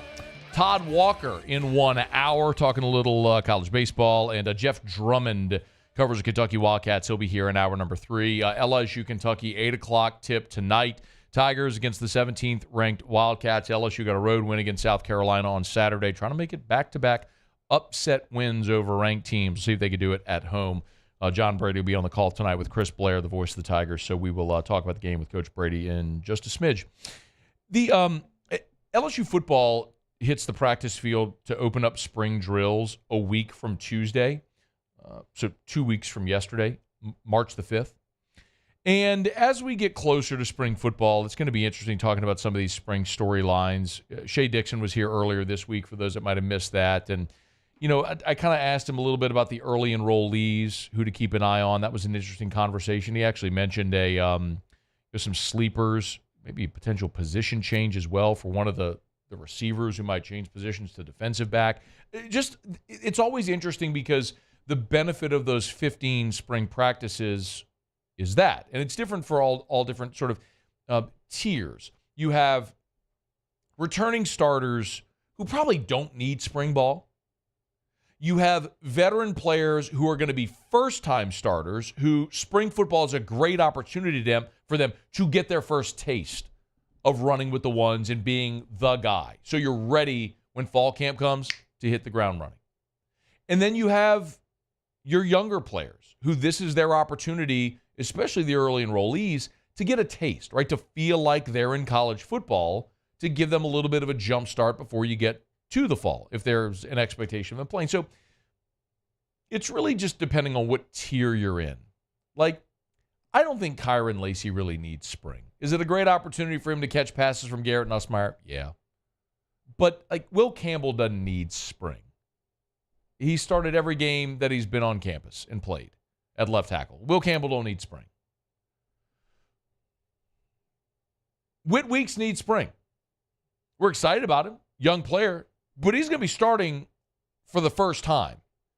And I think he needs spring. New defense, new defensive coordinator, that position starting for the first time, taking over for veteran. He needs spring. It'll be fascinating to see some of the young guys and how they might manage spring football. So it's different for everybody. And Mark Schlabach over at ESPN had a piece where he looked at the way too early top 25 over at ESPN and listed the biggest spring storyline, or the biggest question going into spring for all the top 25. And for LSU, the biggest question that they listed was, will LSU be able to shore up its pass defense? Noting, of course, that LSU was 118th in the country in pass defense. They fired Matt House in the secondary, so really the whole defensive staff. They brought in Blake Baker and Corey Raymond. You've got Jake Olson now coaching safeties. They mentioned J.K. Johnson and Jair Brown, the Ohio State transfers. The freshman Juwan Johnson, who will be playing cornerback as well. Major Burns returning. Jordan Gilbert transferring in from A&M. Basically, is LSU going to fix the secondary? And I actually agree with Mark Schlabach that is the biggest question. Who's going to win those jobs in the defensive backfield? Does that happen in spring? Now, I don't think that's the biggest question on the roster. For me, and I've said this and I'll continue to say it, the biggest question on LSU's roster for 2024 is defensive tackle. And it ain't close. As bad as LSU's secondary was last year, it's still not even close to being as big of a question mark as LSU's interior defensive line, because they don't have enough bodies right now. And you're not going to figure it out in spring, because you're going to add transfers, plural, in the next portal window. And Dominic McKinley, the 5-star number 1 player in Louisiana, defensive tackle, he ain't even on campus for spring. So guys that you're assuming are going to be contributors in the fall aren't even going to be here in spring. So I don't think defensive tackle is the biggest question mark in spring football, because, as Brian Kelly told you a couple weeks ago, they're considering moving offensive linemen to defensive line just to have competitive balance, just so you have enough bodies. Jacobian Guillory's back. Jalen Lee is back after transferring in from Florida last year. You've got Sean Washington coming in, the JUCO transfer. Gabe Relaford, the freshman early enrollee, will be out there this spring. I mean, you'll have some, but not nearly enough bodies. I need to see what it looks like when you have Dominic McKinley in the fall. I need to see what it looks like when you add transfers at interior defensive tackle. But we're not going to see that in spring. So I don't think that defensive tackle is the biggest question in spring, because your personnel, it's incomplete. But in that secondary, he's right. You have so many bodies in the defensive backfield. Like, it's the opposite problem. You've got tons of bodies, just guys that haven't performed. Now, can Jair Brown come in and lock himself in as a starter? I think Jair Brown is a great one to watch. Maybe my number 1 most interesting player to watch this spring for LSU in that secondary. J.K. Johnson coming off an injury, to what extent he participates, obviously. Zy Alexander coming off the torn ACL. He's obviously not going to play. I mean, he tore his ACL against Army. He's not going to participate in the spring, but we'll revisit that in the fall. But yeah, I said it before, I'll say it again. There's not a single defensive back that I think, if you're LSU, you could lock in and say, yep, that guy is starting for LSU in Vegas against USC. Not a single one. Now, I can make assumptions. I hope Jordan Gilbert becomes a starting safety. Major Burns has played a ton. It makes sense that he'd be out there. Sage Ryan could be your starting nickel. He's played a lot for you. Jair Brown, highly rated transfer from Ohio State. Yeah, like there are assumptions I can make, but none of that is definitive, and I don't think it will be. Maybe not even after spring. But yeah, I think that's the number one question. There's two others I'll tell you that I'm keeping an eye on this spring. And obviously, as we get closer, we'll talk more about it. Wide receiver is huge because you're replacing two 1,000-yard receivers, two first-round draft picks in Malik Neighbors and Brian Thomas. You've got Kyron Lacey, we all know, but you've got C.J. Daniels coming in from Liberty. You've got Xavion Thomas coming in from Mississippi State. And then you got veterans. Chris Hilton, Aaron Anderson, Shelton Sampson year 2. How does that look? You know, that you've got Garrett Nussmeier taking over for Jaden Daniels and 2,000-yard receivers out the door. You brought in 2 transfers, but nothing is settled there. I mean, Kyron Lacey has never been more than your third best option. Is he a 1? I can't say that definitively. I hope he is, but I don't think that's completely established. You know, Daniels was a 1,000-yard receiver at Liberty last year. Does he just make that transition immediately to LSU? And as a 1,000-yard, maybe not.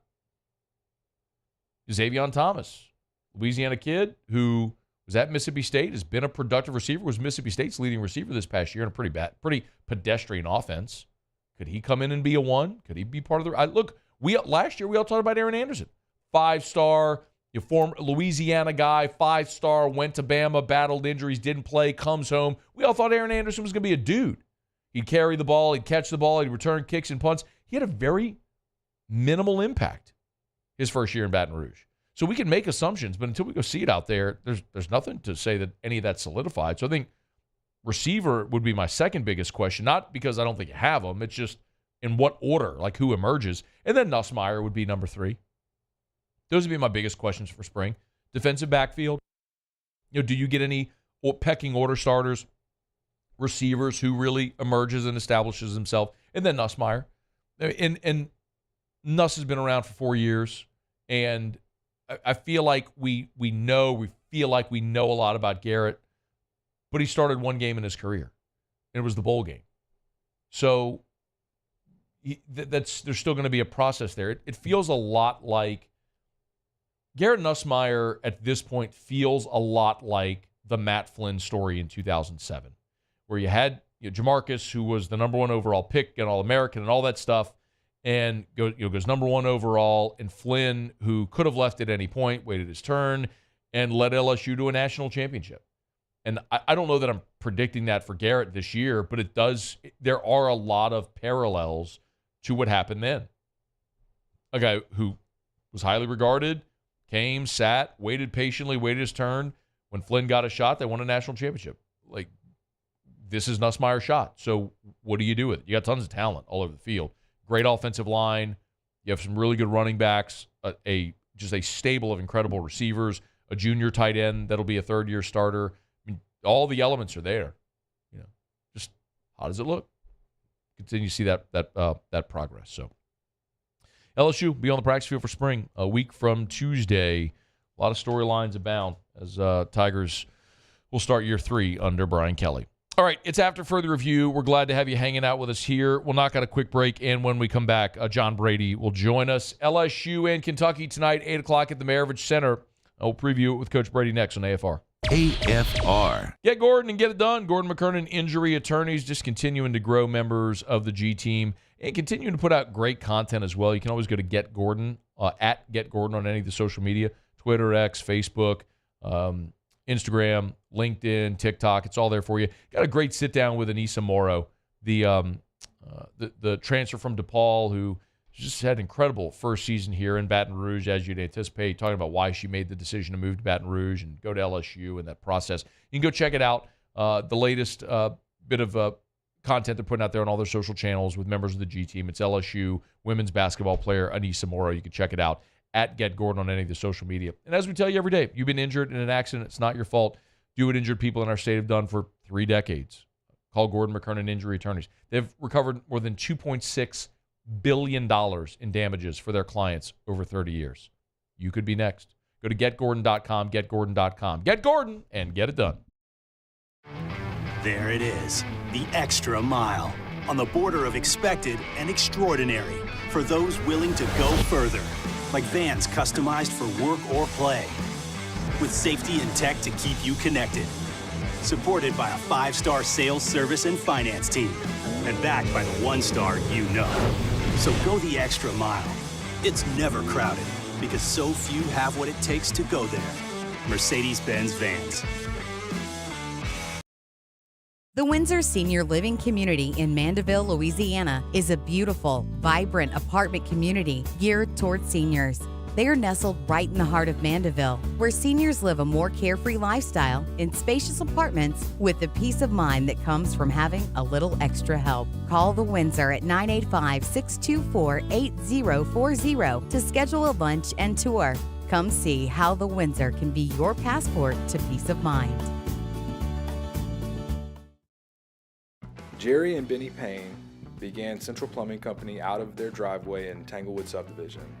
50 years later and 4 generations down the road, we continue to serve Baton Rouge and the surrounding areas for all of their plumbing needs.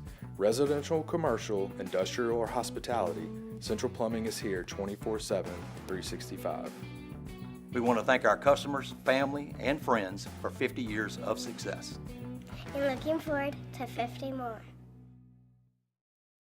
Hey, it's Matt Moscona. For years, you've heard me tell you about Insurance Network of Louisiana, helping you find better coverage for less money. But it's not just for your home and auto. They also offer commercial property. So, retail stores, professional offices like doctors, dentists, attorneys, clothing boutiques. Insurance Network of Louisiana can find you better coverage for less money. They service the entire state of Louisiana, and they're local. So call today at 293-0450 or lainsurance.net.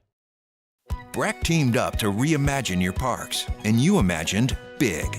With your help, we went to work, creating 12 beautiful community parks across the parish. A family-sized water park, miles and miles of trails, and parks just for your dogs.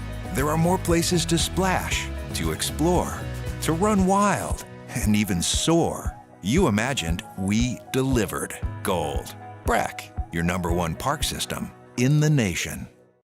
Yo, Jake here from my friends over at Community Steel Company located in Gonzales, Louisiana.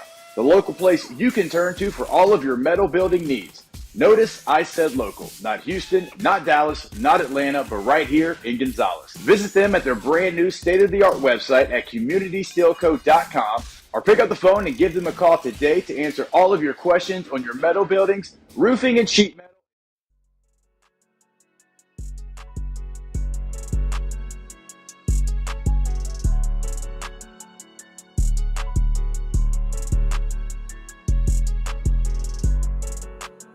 After further review with Matt Moscona, presented by Plucker's Wing Bar, open till midnight or later every night of the week, where every Monday is all-you-can-eat wings. Plucker's Wing Bar. If you don't like our wings, we'll give you the bird. 8 o'clock tip tonight, LSU and Kentucky at the Maravich Center. Of course, you can watch it on ESPN television. The radio call will be on our sister station, Eagle 98.1. Of course, affiliates of the LSU Sports Radio Network. It'll be Chris Blair and our next guest, John Brady, on the call. Coach, it's always our pleasure. How are you? Doing good, Matt. You good? Man, I'm doing awesome and really excited to see LSU go take their swing tonight against Kentucky. Man, you got Kentucky twice during your time at LSU. Can you put into context how different it feels whenever that team comes in the building? Well, one thing you don't have to do is tell your players how good this team is and the type of players they have and what kind of coach is coaching them. You know, my whole tenure there in Kentucky forever has always had outstanding coaches, excellent, outstanding players, and a tradition next to none in the country. So it's a situation where if your players aren't ready to go against this particular team, Kentucky we're talking about, then they need to turn their uniform in. Yeah. When you look at this Kentucky team in particular, the most perplexing thing is just how bad they have been defensively until the last 2 times out, Coach, and it's like they flipped a switch. So before we talk about what they've done the past couple of games, what was happening for this team defensively for the bulk of this season? You know, I don't know because, you know, I'm not there all the time, but just looking over their stats and trying to find a common thread into why they weren't playing as well. It is defensively, but, in the league, they're only allowing opponents to shoot 41% and 32 from the three. The biggest discrepancy I saw is they've made less free throws than their opponents in SEC play. They've been out-rebounded, and they're minus 34 on the offensive glass. So I think this Kentucky team doesn't rebound it as well, and they've been beat in transition a little bit. They hadn't got back defensively. In the half court, they've been pretty good.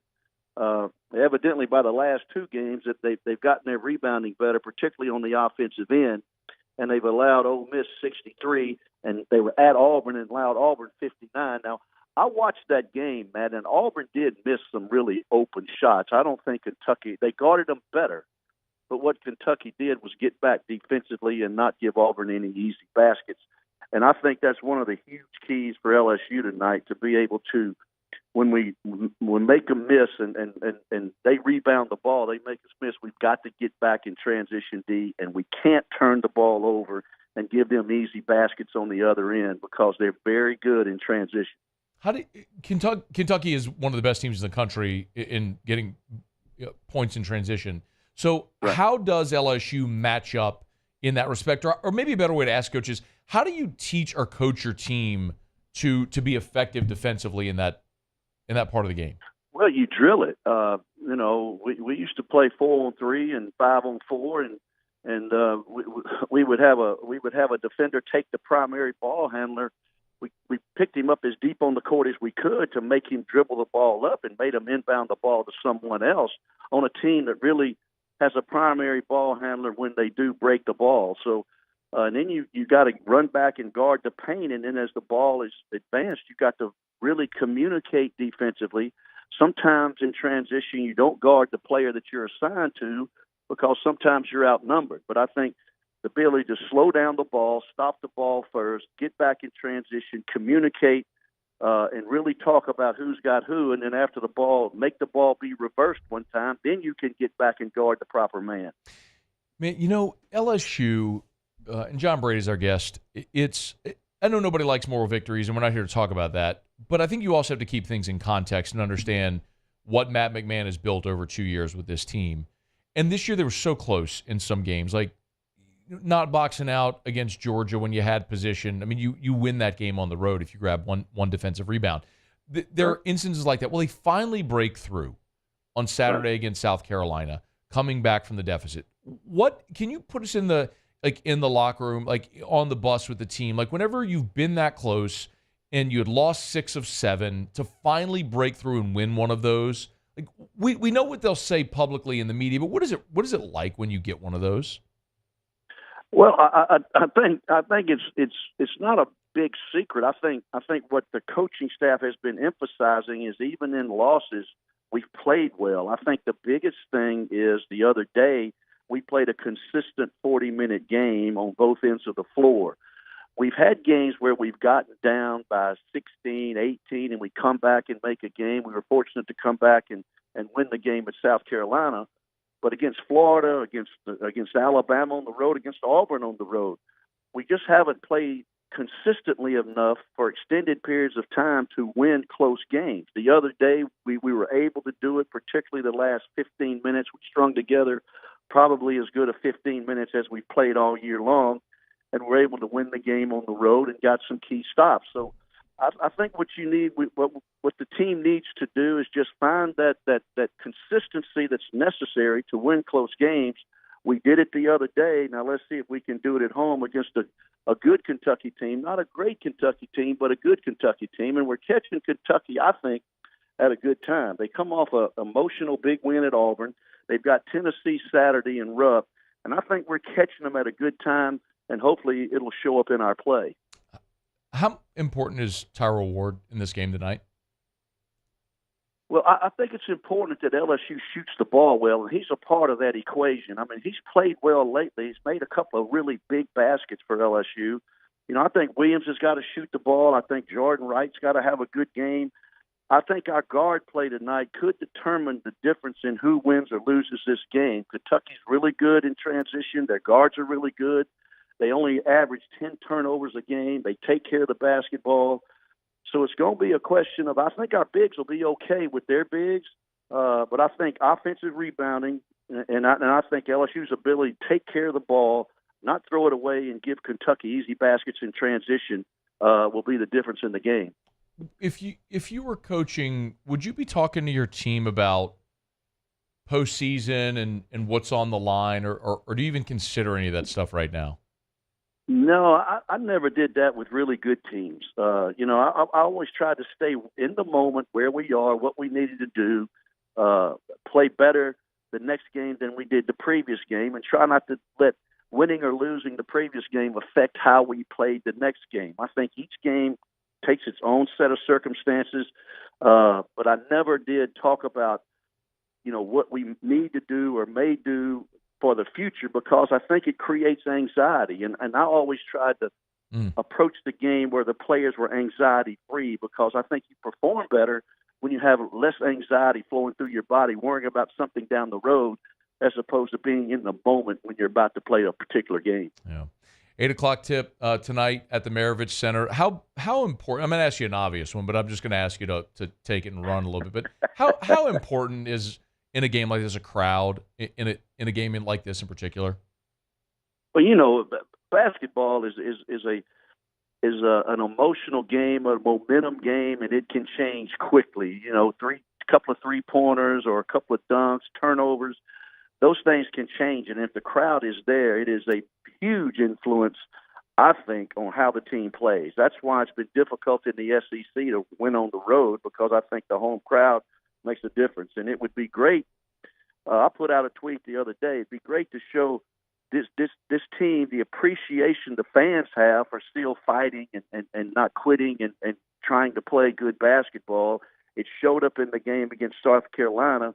And let's reward those guys for the effort that they've given in this game tonight by having a good crowd. You can find that tweet at @JohnBrady_coach if you want to follow him there. It's odds makers agree with you, Coach, that there's no crowd advantage like in college basketball, because of the emotion and how quickly you can have swings and sways and build a lead or you clamp down defensively, however it may go. So yeah, this is one of those where Kentucky, I would assume, is used to always getting a big crowd and the other team's best, but it really is a great opportunity for Matt McMahon and his squad tonight, 8 o'clock tip. Coach Brady and Chris will be on the call tonight, 8 o'clock tip there at the Maravich Center on our sister station, Eagle 98.1. We always appreciate the time. Thanks.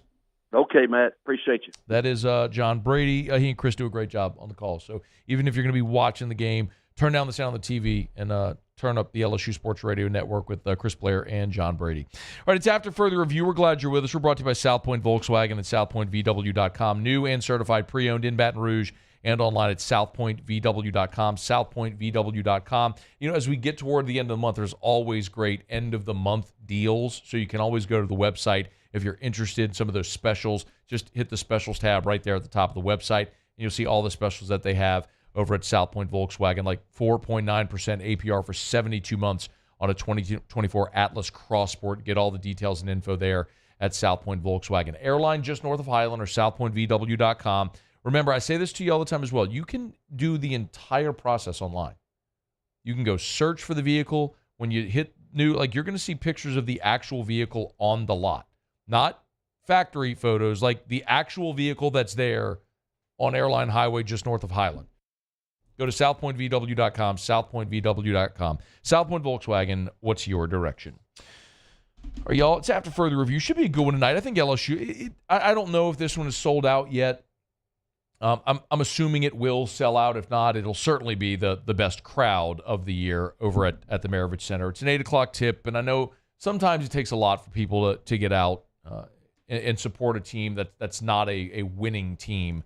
But it's just whenever it's Kentucky, I mean, even LSU's worst teams, when Kentucky comes here, it's just always a crowd, and LSU seems to play up. And John Brady in his time in Baton Rouge beat Kentucky twice, and it was 2000 and 2006. The Sweet 16 team with Strohmile in 2000, the Final Four team in 2006 were the two times he beat Kentucky. It's just you're generally going to be at a talent disadvantage when you play Kentucky, because they always recruit at such a high level. We know that. They always have the lottery picks in the first rounders and everything.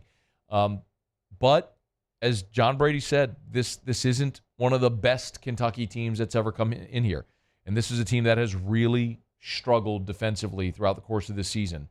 Kentucky is 6.5-point favorite at the Maravich Center tonight.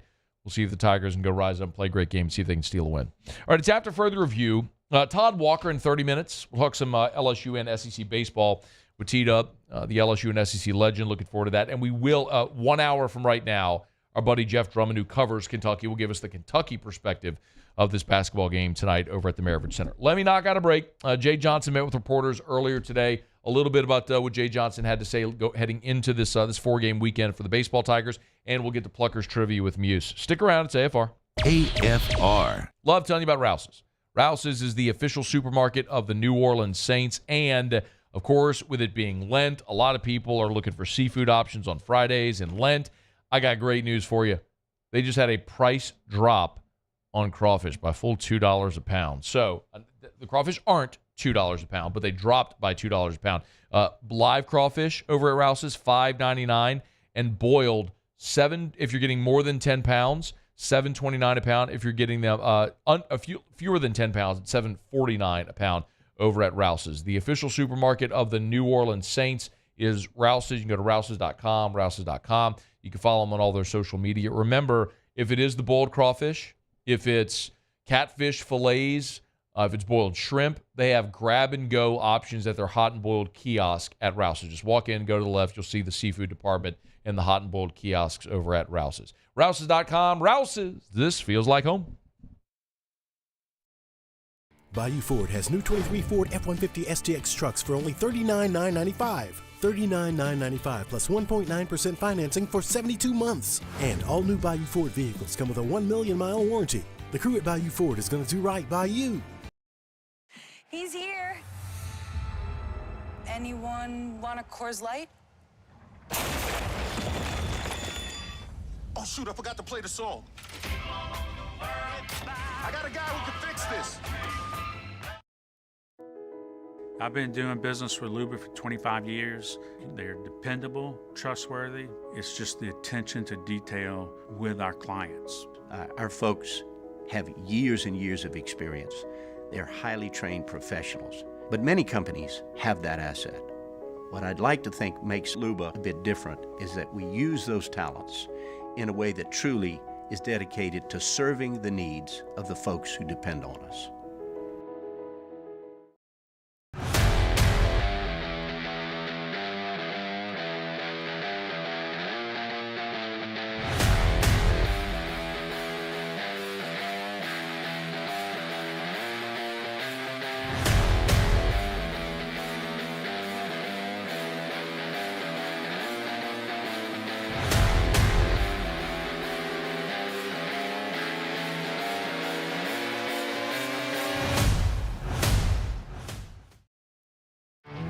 There it is, the extra mile, on the border of expected and extraordinary for those willing to go further, like vans customized for work or play, with safety and tech to keep you connected, supported by a 5-star sales service and finance team, and backed by the 1-star you know.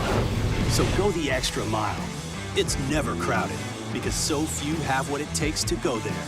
Mercedes-Benz Vans. Dylan Cruz here to tell you about Six Rings Baseball and Softball Camp. If you live on the North Shore and play ball, go to Six Rings Camps with former LSU assistant coach Dan Canaveri. His knowledge is second to none, and your child will improve and have fun doing it. Camps were held at Coquille Park and Six Rings Academy in Covington with 4 sessions over the summer. Full day and morning only sessions are available from ages 7 to 13. Go to sixringsbaseball.com or call 985-206-9096. Learn the game to love the game. Electricity is all around us, and our families depend on it. Every day is sparked by the power of a cold drink or a warm meal, a movie night, and a comforting light at the end of a dark hallway. From sunrise to sunset, playtime to bedtime, our team is ready to take care of your electrical needs, even in the case of an after-hours.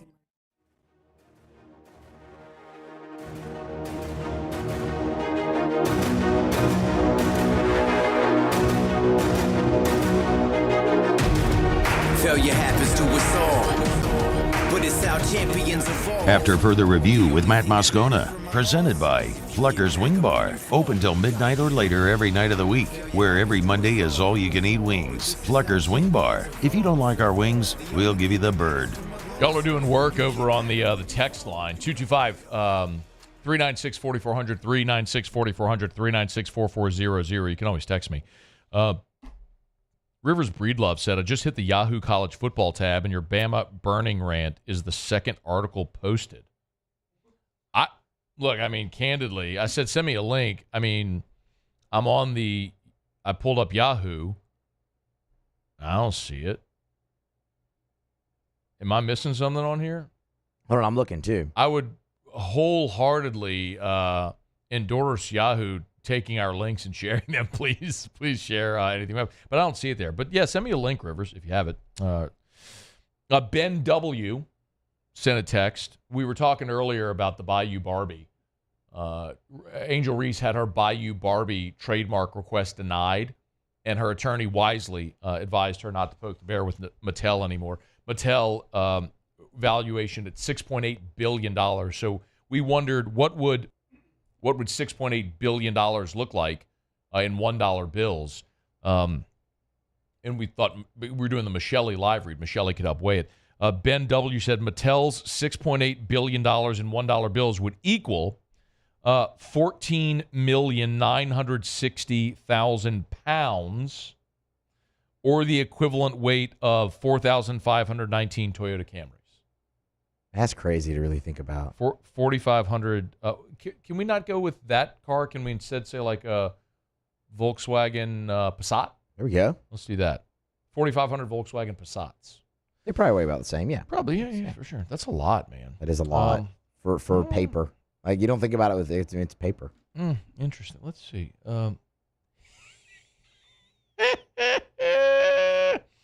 He screenshotted me. ESPN. Oh, it's on UGA Wire. That's why.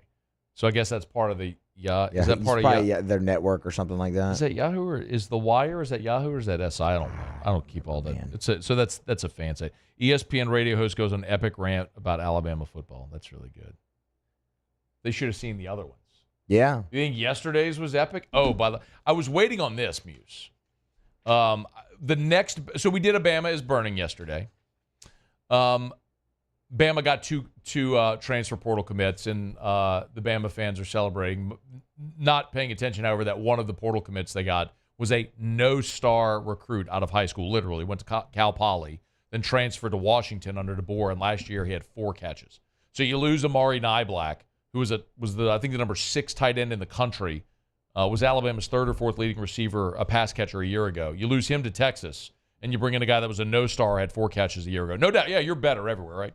Break. Anyway, but this is the one I was waiting on, Muse, because I was waiting on them to formally announce the hiring of Nick Sheridan as their offensive coordinator. And that was going to be my next Bama is burning. Mm-hmm. But I was waiting, and it hadn't happened. And then the news happened yesterday with the 2 transfers. I was like, all right, we'll do it with this. And then, of course, today they dropped the news about Nick Sheridan. So Nick Sheridan is officially Alabama's offensive coordinator. He spent 2 years as the Indiana OC and then coached tight ends under DeBoer at Indiana and was with him at Washington as well. And I find it interesting because when you look at Nick Saban's, before Tommy Rees, the last 5 offensive coordinators were Lane Kiffin, who was the head coach at Oakland, Tennessee, and Southern Cal. Brian Daboll, who was the offensive coordinator of the Browns, Dolphins, Chiefs, was the Patriots tight ends coach. He's now the head coach of the Giants.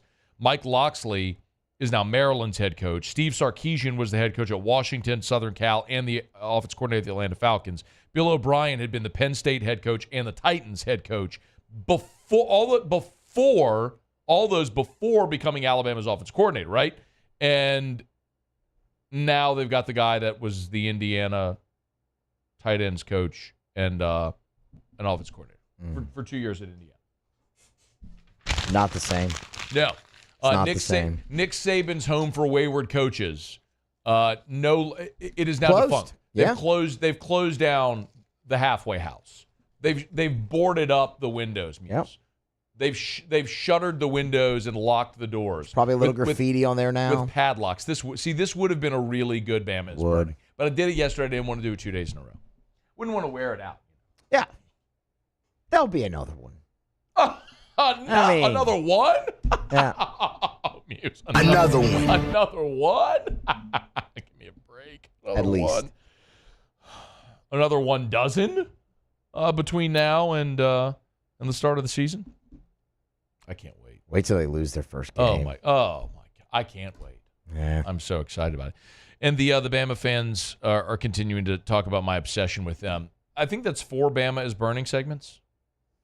It feels right. Probably 4. That does feel right. It's either 4 or 5. I can't remember. We had the initial Nick retirement, and then we've had I don't know, 3 or 4 Bama's burning segments since. And so in a month we've done 3 or 4 segments. Yeah. In a month. 3 out. Let's see, 12 segments per show. Mm-hmm.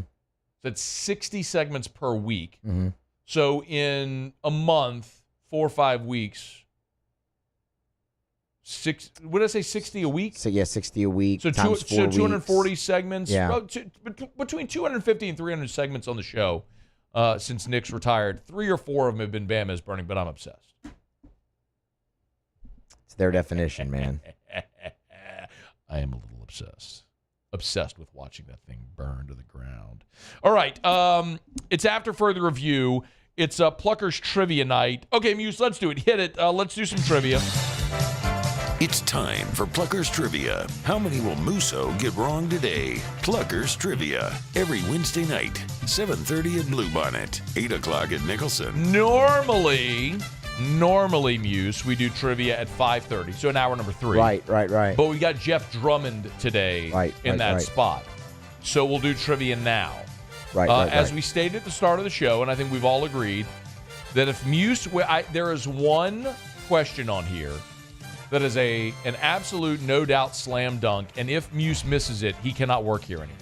You make me really nervous with that because it's a slam dunk for me? No, or it's a slam dunk for if you are going to work here. Okay. It is a slam dunk. You cannot work here if you don't know the answer to this. All right.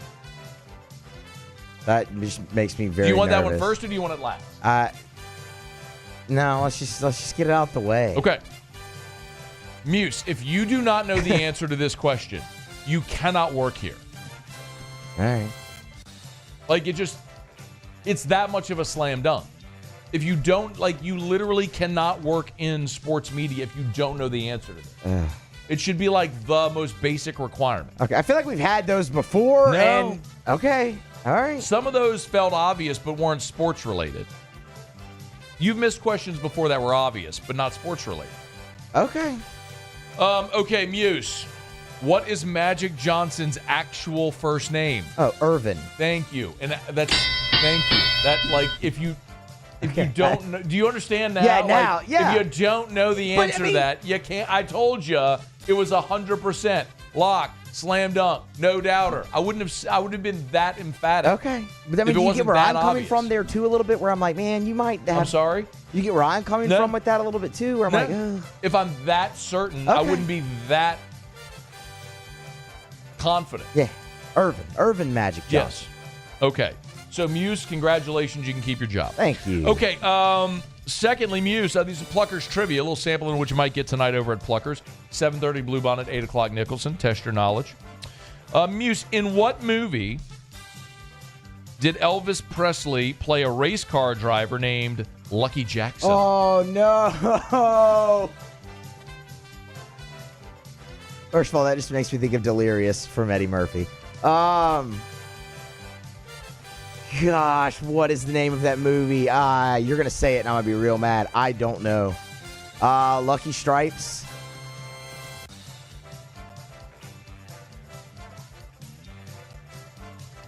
No. What is it? Give yourself the buzzer. I'm trying. Every time we talk about LSU playing a bowl game in a certain town, we play the song associated. Yeah, Vegas. Yeah. Viva Las Vegas. Viva Las Vegas would be the answer. That was the name of that movie? I didn't know that. I'm a little disappointed in that one. I thought you might get it. I'm not surprised because you never get anything right. But I thought you might surprise me and get one. We gotta win this race. Yeah, and you're not going to get this one. The Canary Islands are owned by which European country?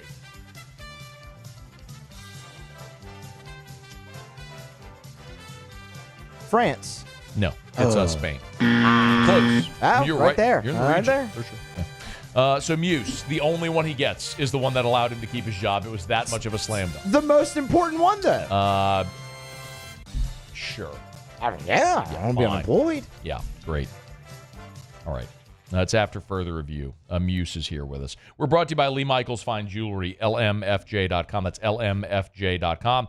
For Lee Michaels Fine Jewelry, Mr. Scott Berg, as a matter of fact, just got back from overseas. Talked to our friends over there. I talked to Amy over there last week at Lee Michaels, and she said Scott, like literally as we were texting, was overseas buying diamonds for Lee Michaels Fine Jewelry. When you buy for 10 stores, because they've got 2 in Baton Rouge, New Orleans, Lafayette, Shreveport, and they've got 10 stores across 3 states. When you're buying for 10 stores and you're buying in bulk like that, you're going to get the best price, which you can pass along to your customers, obviously. But, the truth is when you're buying a diamond that you're going to give to someone you love, if it's an engagement ring, that should be a special purchase and a special experience. Do you really want to go into a store where there's a disheveled person who grabs a calculator and starts, crunching numbers and then shows you how much you're going to save when all they did was they marked it up so they could give you the quote-unquote discount. How about you walk into a store and you're greeted with friendly smiles and they offer you chocolates on a tray and a beverage of your choice, and you actually have this enjoyable experience picking out a diamond that you're going to give to her that she's going to look at as a symbol of your love forever. That's Lee Michaels. That's the Lee Michaels experience that we talk about all the time. Thrill her with a gift in the red box from Lee Michaels Fine Jewelry. LMFJ.com for Lee Michaels Fine Jewelry. All right, y'all, it is after further review. Todd Walker in about 15 minutes from right now. We're looking forward to that. We'll talk some baseball. Jay Johnson did meet with reporters earlier today. For those that missed it, it will be Gage Jump starting on Thursday for LSU. He'll start the opener on Thursday, his first start as an LSU Tiger, followed by they'll go Thatcher Hurd on Friday and Luke Holman on Saturday and leave Sunday TBD. Just as Jay Johnson said, he didn't want anybody to move up on shorter rest this early in the season. So if they threw more than 60 pitches, they're going to stay on their same rest. So that would stand to reason that Javen Coleman would be the guy in Game 3 on Sunday, but we'll see what they elect to do. So they'll go Jump on Thursday, Hurd on Friday, Holman on Saturday, and then they're leaving Sunday TBD as of right now. Again, Cade Anderson would be the other guy that started, but if you start Cade Anderson, you're moving him up a day. So we'll see what they elect to do in a 4-game series. The other thing that people are wondering about, obviously, has been I'm short on time, but Jay did talk about Michael Braswell, who had look, let's call it what it did. I mean, he had a rough opening weekend offensively, but defensively, but for the throwing error, was really good. And Jay Johnson was asked about Braswell for this weekend. Be himself. Yeah. I mean, it's as simple as I can answer that. I thought we won the game Saturday largely because of his defense, and that is the most important thing that we need him to do. I think we saw a great fall, great through. I mean, I don't think he led our team in hitting the last 3 weeks, but he was third, I think. So we've all seen him succeed, and he will succeed. So I just like him to be himself. The most important thing we need him to do is be great at shortstop. So if you're fussing over him struggling with the bat, Jay Johnson's telling you, he's not saying I don't care, but he's saying the most important thing we need him to do is be great at shortstop. And he's been that. So don't expect to change there anytime soon. It's AFR. AFR. Brought to you by the Watermark Hotel and the Renaissance Hotel, 2 amazing hotel properties in Baton Rouge, the Watermark downtown, the Renaissance Southtown. As we tell you all the time, the Watermark, if you're worried about parking downtown, don't. Because when you go to eat at the Gregory or you go into the bar, it's complimentary parking, complimentary valet parking there at the Renaissance Hotel. Or excuse me, at the Watermark downtown. When you go to the Renaissance Southtown right there in Bluebonnet, the next wine dinner is coming, and this is going to be so cool.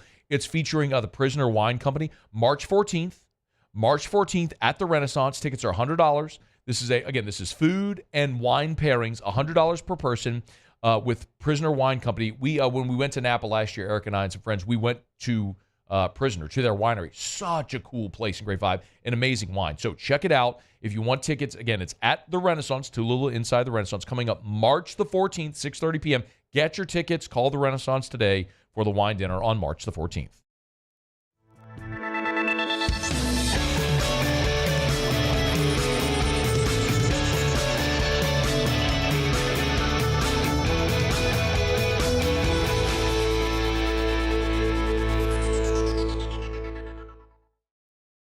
Gulf Coast Bank and Trust is giving our customers the power to bank anywhere, anytime during this challenging event. And we're right there with you. Our mobile banking app is a smart way to manage your money and time. Gulf Coast Bank and Trust, the bank that cares about you. It was a humid day, barefoot children play, looking for that summer shade. Time just slips away. Oh, Louisiana, some kind of hold on me. Like cypress stumps, your roots are planted deep inside of me. I've been doing business with Luba for 25 years. They're dependable, trustworthy. It's just the attention to detail with our clients. Our folks have years and years of experience. They're highly trained professionals, but many companies have that asset. What I'd like to think makes Luba a bit different is that we use those talents in a way that truly is dedicated to serving the needs of the folks who depend on us. Jerry and Benny Payne began Central Plumbing Company out of their driveway in Tanglewood subdivision. 50 years later and 4 generations down the road, we continue to serve Baton Rouge and the surrounding areas for all of their plumbing needs. Residential, commercial, industrial, or hospitality, Central Plumbing is here 24/7, 365. We want to thank our customers, family, and friends for 50 years of success. And looking forward to 50 more. Hey, it's Matt Moscona. For years, you've heard me tell you about Insurance Network of Louisiana, helping you find better coverage for less money. But it's not just for your home and auto. They also offer commercial property. So, retail stores, professional offices like doctors, dentists, attorneys, clothing boutiques. Insurance Network of Louisiana can find you better coverage for less money. They service the entire state of Louisiana, and they're local. So call today at 293-0450 or lainsurance.net. Breck teamed up to reimagine your parks, and you imagined big. With your help, we went to work, creating 12 beautiful community parks across the parish. A family-sized water park, miles and miles of trails, and parks just for your dogs. There are more places to splash, to explore, to run wild, and even soar.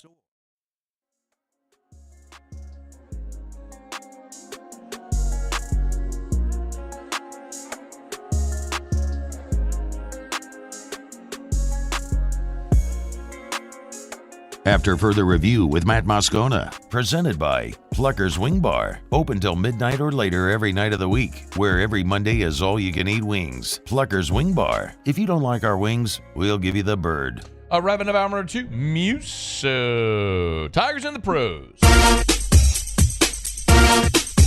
Tigers in the pros. They still bleed purple and gold. They're just really rich now. Alrighty, so the NBA returns tomorrow from its All-Star break. The Houston Rockets, they're going to face your New Orleans Pelicans. The Rockets were hopeful that the long All-Star break would also give Tari Eason more time to recover and potentially be back in the lineup. He has not been cleared to play yet. We'll have another update for you tomorrow, obviously ahead of the game. If you're unfamiliar, Tari Eason has not played since January the 1st, since New Year's Day, due to a lower left leg injury. They've been wanting to ease him back in. He's been practicing, but has not been cleared to suit up, not been cleared to play, and still, even after the All-Star break, not. So, questionable, I guess, is what we'll call Tari Eason. I guess out, really. But we'll have a better update for you tomorrow Of course, the Rockets and the Pelicans. Also, tomorrow in the NBA, you will have the Brooklyn Nets. They'll be back in action. I'll give you an update here. Cam Thomas, stellar first half, 21 points. That was second on the team, just behind Mikal Bridges. And Ben Simmons, who we learned yesterday is the highest paid player right now in the NBA per game check. Per game, yes. Per game check, yeah. Per game played. Per game played. That's important because only 12 games played so far for Ben. He averaged about 7 points per game. I'll be glad when the NBA's back tomorrow. That's Tigers in the Pros. All right, Tigers in the Pros. Let's see. Todd Walker's coming up right after the top of the hour. Looking forward to having T-Dub here. We'll talk about the weekend ahead in college baseball for LSU. It's got a 4-game weekend. Tigers are staring down. I want to get Todd's opinion as well on maybe the biggest question in the field is what to do with this sort of combination of Pearson at second, Stephen Milam, who platooned in there a bit as well. Pearson was in right with Jake Brown as well. So how they're going to plan to mix and match and the value of getting innings and at-bats, especially for these young guys right now. We'll talk about that with T-Dub, who, played from the moment he stepped foot on campus. So that's all coming up here. And then we will talk to Jeff Drummond, who covers Kentucky, in about 35 minutes. So we'll preview LSU-Kentucky in the hardwood tonight from the Kentucky point of view coming up a little bit next hour. All right, it's after further review. SportsCenter's coming up. It gets caught up on national headlines. Hour number 3 is coming up next. It's AFR. AFR. Brought to you by Relief Windows and ReliefWindows.com. You know where to find them, ReliefWindows.com, or go schedule a consultation at their showroom. The showroom for Relief Windows is on Airline Highway in Prairieville. So if you're going south on Airline, you pass Highway 42. It's about a quarter mile on the right. You can't miss it. It's gorgeous. The same company that designed the LSU football operations facility, the renovation, did the Relief Windows showroom. So when you walk in, you'll, even down to the purple and gold, you'll get a lot of those vibes as well. It's Relief Windows. Windows door siding. Oh, yeah, they do indoor shutters as well. Why would you call anyone else? When Relief Windows tells you they will not take $1 from you until you're thrilled, they won't take a down payment, will not take a deposit. Why would you call anyone else? They're literally telling you, we're not going to let you pay us until we're done and you are thrilled with the work we're done. They're guaranteeing you're going to be thrilled with how it comes out. It's Relief Windows. Who else does that? No one. ReliefWindows.com. There it is, the extra mile, on the border of expected and extraordinary for those willing to go further, like vans customized for work or play, with safety and tech to keep you connected. Supported by a 5-star sales, service, and finance team, and backed by the 1-star you know. So go the extra mile. It's never crowded, because so few have what it takes to go there. Mercedes-Benz Vans. Join MMR and ignite your career today. MMR is the largest electrical and instrumentation contractor in the nation, and they're seeking talented individuals to join their team. For over 3 decades, they've been headquartered right here in Baton Rouge, and they have offices all around the globe. And MMR offers a tailored path for both professional and personal development, outstanding benefits, and a dynamic culture. So whether you're an intern, a seasoned pro, or you're just starting out, see what MMR can offer you. Apply at mmrgrp.com. I've been doing business with Luba for 25 years. They're dependable, trustworthy. It's just the attention to detail with our clients. Our folks have years and years of experience. They're highly trained professionals, but many companies have that asset. What I'd like to think makes Luba a bit different is that we use those talents in a way that truly is dedicated to serving the needs of the folks who depend on us.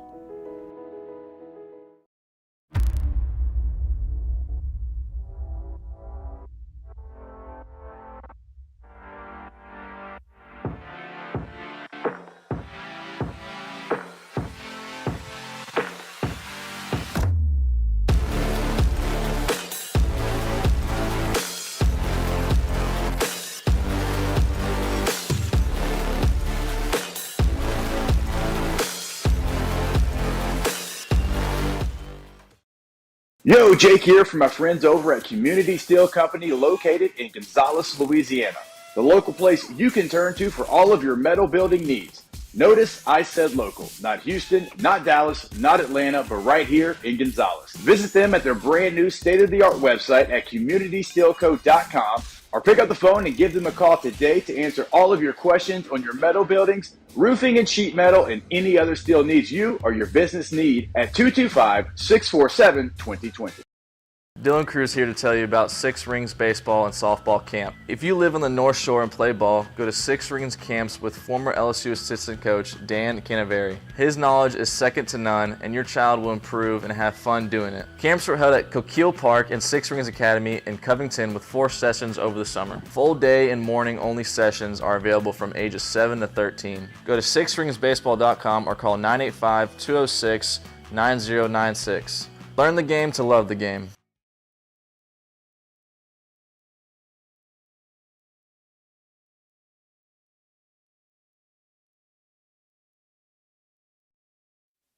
This is SportsCenter. I'm Christine Lisi. The Southland Conference suspended 4 players from Texas A&M Commerce and 4 from Incarnate Word for their involvement in the massive brawl after Monday's game. The world's best soccer player featured in prime time tonight, Lionel Messi and Inter Miami versus Real Salt Lake, the MLS opener. Messi, healthy after a hamstring injury, will play 90 minutes if needed.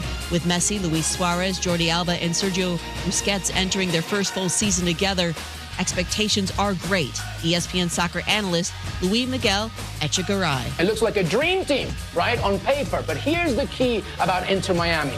They have to stay healthy. Oh, and by the way, there's 2 massive tournaments in the summer in Copa America and the Olympics. And Messi will definitely play in one of them. So Inter Miami have to look at this like an NFL team. Make the playoffs. That's the first objective. After that, let's see what happens. Bears quarterback Justin Fields tired of all the talk whether the Bears will keep him or trade him and draft USC QB Caleb Williams first overall. He told the St. Brown Brothers podcast he just wants it to be over either way.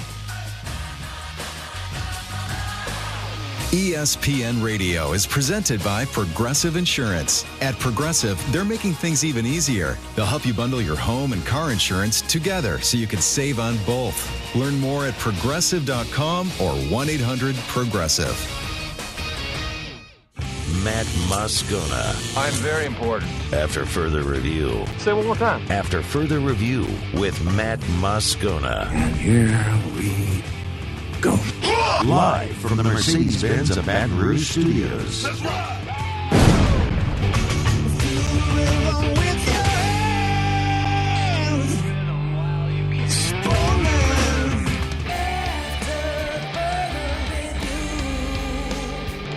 Hour 3, off we go. Welcome aboard. Glad you're with us.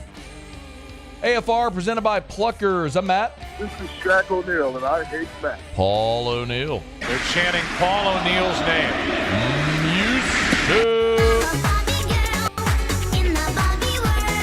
And Mr. Toby Tom Plate.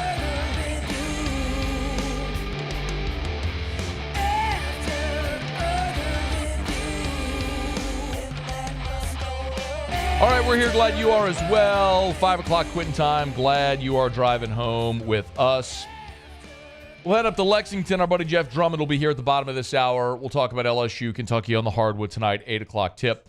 Baseball Tigers have another 4-game weekend series coming up starting on Thursday. They'll go Thursday to Sunday this weekend before they take off for Houston. Midweek game next week against Rice. They're at Rice, and then the Astros Foundation Classic. Wanted to kind of put a button on last week and look ahead with Todd Walker, a former LSU great, of course, and analyst on the SEC Network. T-Dub, always appreciate you, man. How are you? Great, Matt. How are you, buddy? Man, I'm doing really well. By the way, do you like this or have any feeling on the format, kind of doing the 4-game weekends here to start? I do, because it gets a lot of people involved, as you already saw what Jay just did. He used 17 pitchers this past weekend, and so it gets everybody on the field. And I think that's especially important for this LSU team, who's so talented and so deep, that a guy like Stephen Milam, who you wouldn't normally play in a tight squeeze situation with a couple games, gets in there and gets 5 or 6 hits, whatever he did, and you find something out about your team. So I think it's good for everybody, but especially if you're that deep like LSU is and that talented, you're going to find some diamonds in the rough, that's going to help you out. Since you brought up Milam, I wanted to ask you, I'll just start there. about the guys, sort of the platoon we saw in the middle infield with Milam and Pearson and obviously Braswell at short. Any thoughts or anything stand out about that group? Milam's young. It's hard to break in to the starting lineup as a freshman nowadays. It was a lot easier 20 years ago when I was able to do it. So, it's a credit to that kid who jumps in there and gets after it. I think if the Josh Pearson project works at second base, now you've got a hitter on the right side of the infield, including, whoever you're going to put at first. That's a powerful lineup, and they already led the nation in runs scored last year. And, of course, they lost Dylan Cruz. But, man, I think you're going to see another offensive powerhouse again this year, especially when Paxton Kling gets going, which he will. Mac Bingham, he's not going to sit. He came over for a reason. He's already got 4 years under his belt from Arizona. And so Milam's just going to mix in, man. I love watching it. I hated doing it. I was a left-handed hitter, and so I got to the big leagues, and they were platooning me all the time. I became a better hitter facing left-handed pitchers because it kept my right shoulder locked in, and I eliminated the pull side, and I didn't get long, and I was quick, and it made my swing better facing lefties. But when I wasn't able to do it, they start platooning me. It's tough, and so I didn't like it as a player. But at watching it and that much talent and that, the ability to just throw somebody out there and them get 2 or 3 hits in a game, no matter who it is, it's pretty crazy. Jay Johnson said there was a lot of talk among fans this weekend, Todd, about Braswell struggles offensively. And Jay said today, look, I don't care. He'll be fine. What I need for him to do is play great defensively at shortstop, and that's what matters most. Do you agree? Well, it goes back to what we were just saying. If you have the luxury of putting an offensive guy at shortstop, then do it, even though he's going to kick a few more balls than Michael Braswell. That's what we know about that kid, is he can pick it. He had 2 home runs last year, 1 home run out of South Carolina for the last couple of years, so he's not going to bang the ball around the ballpark. But if you've got 8 other guys that can do it, you can stick him in the 9 spot and let him play great defense. But if you get to a point where you need a little more offense, like we just talked about at second base, and then now at shortstop, then Milam might move over. He was a shortstop in high school. It's nuts. The recruiting class, as you know, man, I'm sure they got the 2 best players out of Louisiana, the best player out of Kansas, the best player in New Mexico, the second best player at Arizona, second best player out of Texas. I mean, it's crazy. It's crazy the talent they got. And I think Milam, who's comfortable on the left side, I think if he keeps hitting the ball and Braswell struggles, they may move him over. I don't know. But right now, again, back to what you originally asked, it's great to be able to move guys around and see a lot of different things early in the season, so you know what you got when the bell rings for the SEC schedule. Todd Walker is with us. Speaking of the best player in Louisiana, that was Jake Brown. We got to see him. Playing right. We got to see him playing center, and hit up and down the lineup. So, pretty good debut. Any initial thoughts on Jake Brown's opening weekend? He's a big boy, and he came out of Sulphur, right? I mean, I think I saw him once or twice in high school. Big kid and looks the part. Again, it's tough to break in as a young kid and as a freshman. They got 2 of them that jumped in there in the open. Now it's VMI, but and it's a whole nother beast, as you know, when they start facing SEC pitching. But it's nice to see those young kids having success early, because it's tough and you'll get buried, not because Jay would bury you, but because there's too much talent on this team. So you go 0 for 15, 0 for 20, you're not going to see the field again. So you got to get off to a good start, and it's nice to see those young kids doing that. If I said to you, biggest standout on the mound for LSU over the weekend, what's the first name that pops into your head? Oh man, for a bad reason, Cam Johnson. I expected more out of him. The kid's going to be electric. He's the second best pitcher in the country, behind the first guy that got drafted in the first round. So I mean, he's going to be able to get it done. I'm very impressed with Luke Holman, what he's got. I watched him at Alabama the last couple of years. He wasn't great, and neither was Thatcher Hurd. Thatcher Hurd had 8 wins last year. Luke Holman only had 7. Luke Holman's the All-American coming in. So as much as we like to say that, I don't even know what to say about Thatcher Hurd's year last year. He's a talented kid, and he's going to do fine. But for whatever it's worth, he got into Omaha just like a lot of those other guys, and did great and stepped up, and did what his team needed him to do. So I think you're going to see a lot of great things. And by the way, we all know how much the pitching staff struggled all the way until the end, and then they all pitched great. I don't think that's an issue this year. They got just too much talent. I mean, I'm still waiting for Christian Little to bang up there and do what he's capable of doing. I remember watching him as a 16-year-old kid at Vanderbilt in the SEC tournament just mow down some guys. So, I think Christian Little's got something in there too. So I don't know, but I think they're going to finally have a third starter on the weekends, whoever that might be, and there might be a little bit of a revolving door. But I don't think you're going to see the struggles on the mound like we did last year. It's funny that you didn't mention the guy that most every LSU fan would have mentioned because he was electric closing out the first game on Friday. No, I was going to say Gage Jump. I mean, so Fidel Ulloa, who is who you're talking about, who would be my answer. I couldn't pronounce his name, that's why I didn't say it. Just go with the mustache. Ulloa is how they say it. Okay, there you go. Fidel Ulloa. But I was going to ask you about Gage Jump, who you just want to talk about 96 coming out of the left hand looking a little different. He was awesome, man. We're going to get to see him start on Thursday, so it'll be his first start after finishing the game on Friday. Did you have any observations watching Jump? Did you get to see him finish out Friday? Well, again, UCLA kid, right? Yeah. So, he also came like Thatcher Hurd from the Pac-12. And we, again, have seen what the talented Thatcher Hurd has had to go through. So it's great to see jump in there and dominate early. But again, Cam is going to be the one just like that. Now Cam they might use on the back end, but if you can get the left-handed starters, they got 10 of them on the staff, by the way, 10 lefties. Remember, there's a couple of years ago they didn't have any. Yeah. Now they got 10 lefties, and A&M swears by that. At least they used to. 3 left-handed starters. Vanderbilt, Tim Corbin tried to do that last year with Devin Futrell and some of those guys. So. They shut the running game down and they neutralize the left-handed bats. And typically every team, their best hitter is a left-handed hitter. And so if they can squeeze some of those left-handed pitchers in the starting rotation on the weekends, I think it's just better.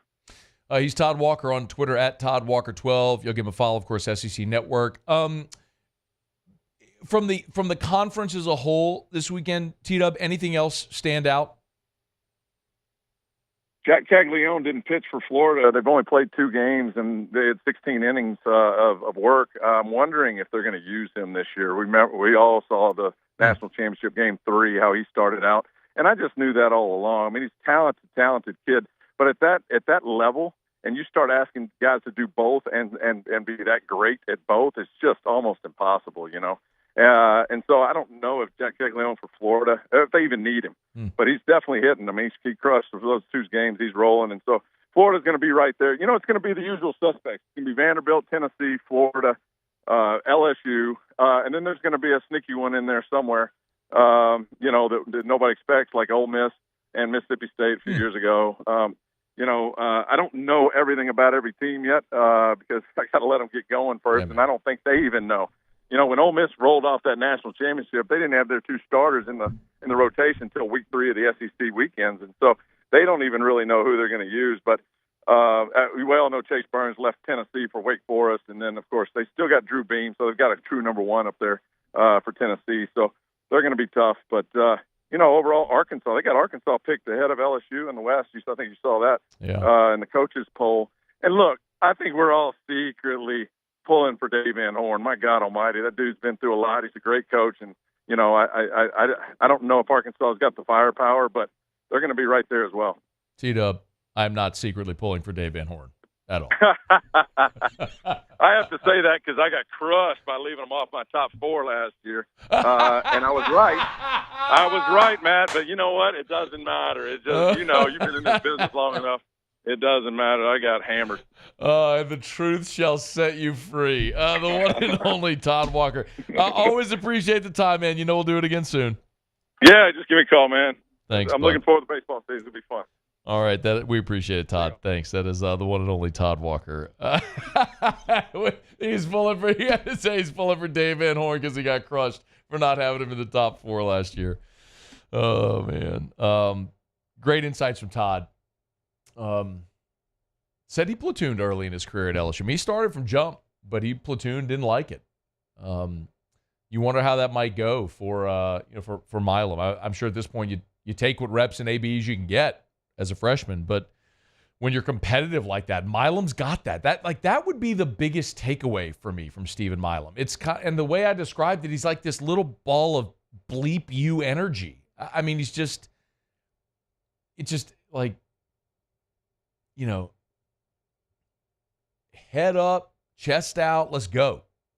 And I love that, man. You want those guys that play with that kind of edge. And they got him listed at 5'8". Look, I hadn't met him yet. I hadn't stood next to him. That guy ain't 5. Muse, you stood next to him? Muse is about 5'2". I'm not 5'2". All right, you're about 5'3.5". All right, how big is Stephen Milam? He ain't no 5'8". I haven't stood next to him. He's not 5'8". He's very, very undersized. He's not 5'8". He's a gamer, though, bro. He is Jose Altuve. That dude is 5'5". Don't they list Altuve at like 5'10"? I don't know. Well, they lying too. No way. Standing on a box. Yeah. It's AFR. AFR. Brought to you by Clegg's Nursery. 4 locations in the greater Baton Rouge area. Y'all just plant something. It is an awesome time, man. Have you seen the weather? In the 70s, getting in the low 80s over the weekend and early next week. It is time, y'all. It is time. March is almost here. Spring is springing. Shipments arriving daily over at Clegg's Nursery. Get on by. I'm telling you, go follow them on Facebook because they always post whenever they got new plants or flowers or trees or shrubs. When they get new shipments and they got them arriving daily, they post them on their social media so you can see the selection. Beautiful, full greenhouses. It's a great time. I know what you're thinking. Man, we always get one more cold snap. And you're right. We are. We're going to get one. You'll be sitting there watching an SEC weekend at the beginning of March, somewhere middle of March, and it's going to be, you're going to have to put a blanket on your lap. I get it. But so many of these shrubs and trees, they love a little bit of that cooler weather. So get on by now, Clegg's Nursery. And treat your lawn. Treat your lawn now. If you want to prevent weeds when the grass starts greening again, you have to treat your lawn now. Clegg's has all the products. It's Clegg's Nursery. 4 locations in the greater Baton Rouge area. Seagoneer Airline, LA 16 in Denham, Mid-City on Donmore, and the Garden Center on Greenwell Springs. Buy local, shop local at Clegg's Nursery. IU Chrysler Dodge Jeep Ram is taking $17,500 off new 23 1500 Bighorn trucks. We're open for business in our beautiful new showroom and taking $17,500 off new Ram 1500 trucks. All new Bayou vehicles come with a 1 million mile warranty. The crew at Bayou Automotive is going to do right by you. The importance of doing this Fortified program and offering it to people down here is, number one, the only real chance you're going to get to do this is when you put on a new roof or build new. And through companies like HUDCO, who's kind of leading the way in this thing, it's going to offer the customers a huge advantage in the insurance market and the price of their insurance. You know, we're not looking to make a fortune off fortifying. We're trying to give you a better product than our competitor at the moment. I'm trying to do something that he can. I'm trying to give you something better. So a lot of these insurance shops, you're getting a re-roof, you're only paying your deductible. Let's sit down and talk about the Fortified and let's see what it does to your insurance premium. You're getting a steal. Yeah. You're getting a brand new roof and a Fortified certificate for your deductible, essentially. I think we're rocking and rolling.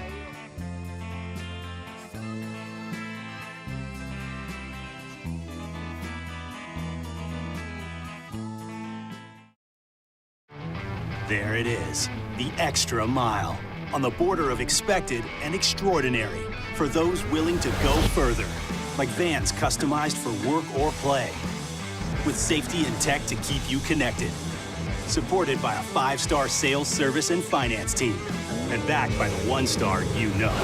So go the extra mile. It's never crowded because so few have what it takes to go there. Mercedes-Benz Vans.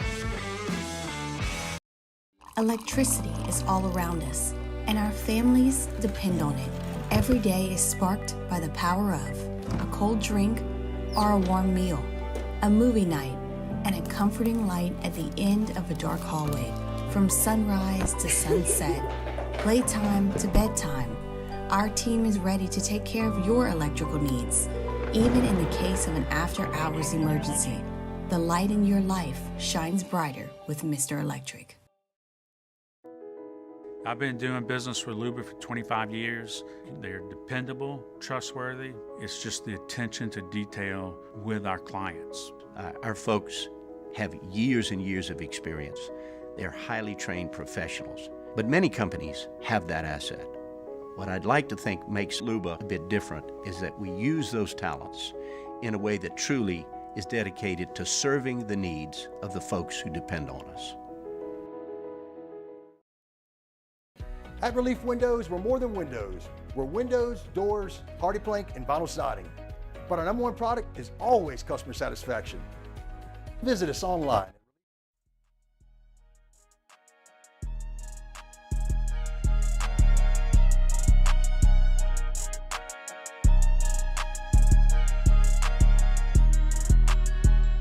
After further review with Matt Moscona, presented by Plucker's Wing Bar, open till midnight or later every night of the week, where every Monday is all-you-can-eat wings. Plucker's Wing Bar. If you don't like our wings, we'll give you the bird.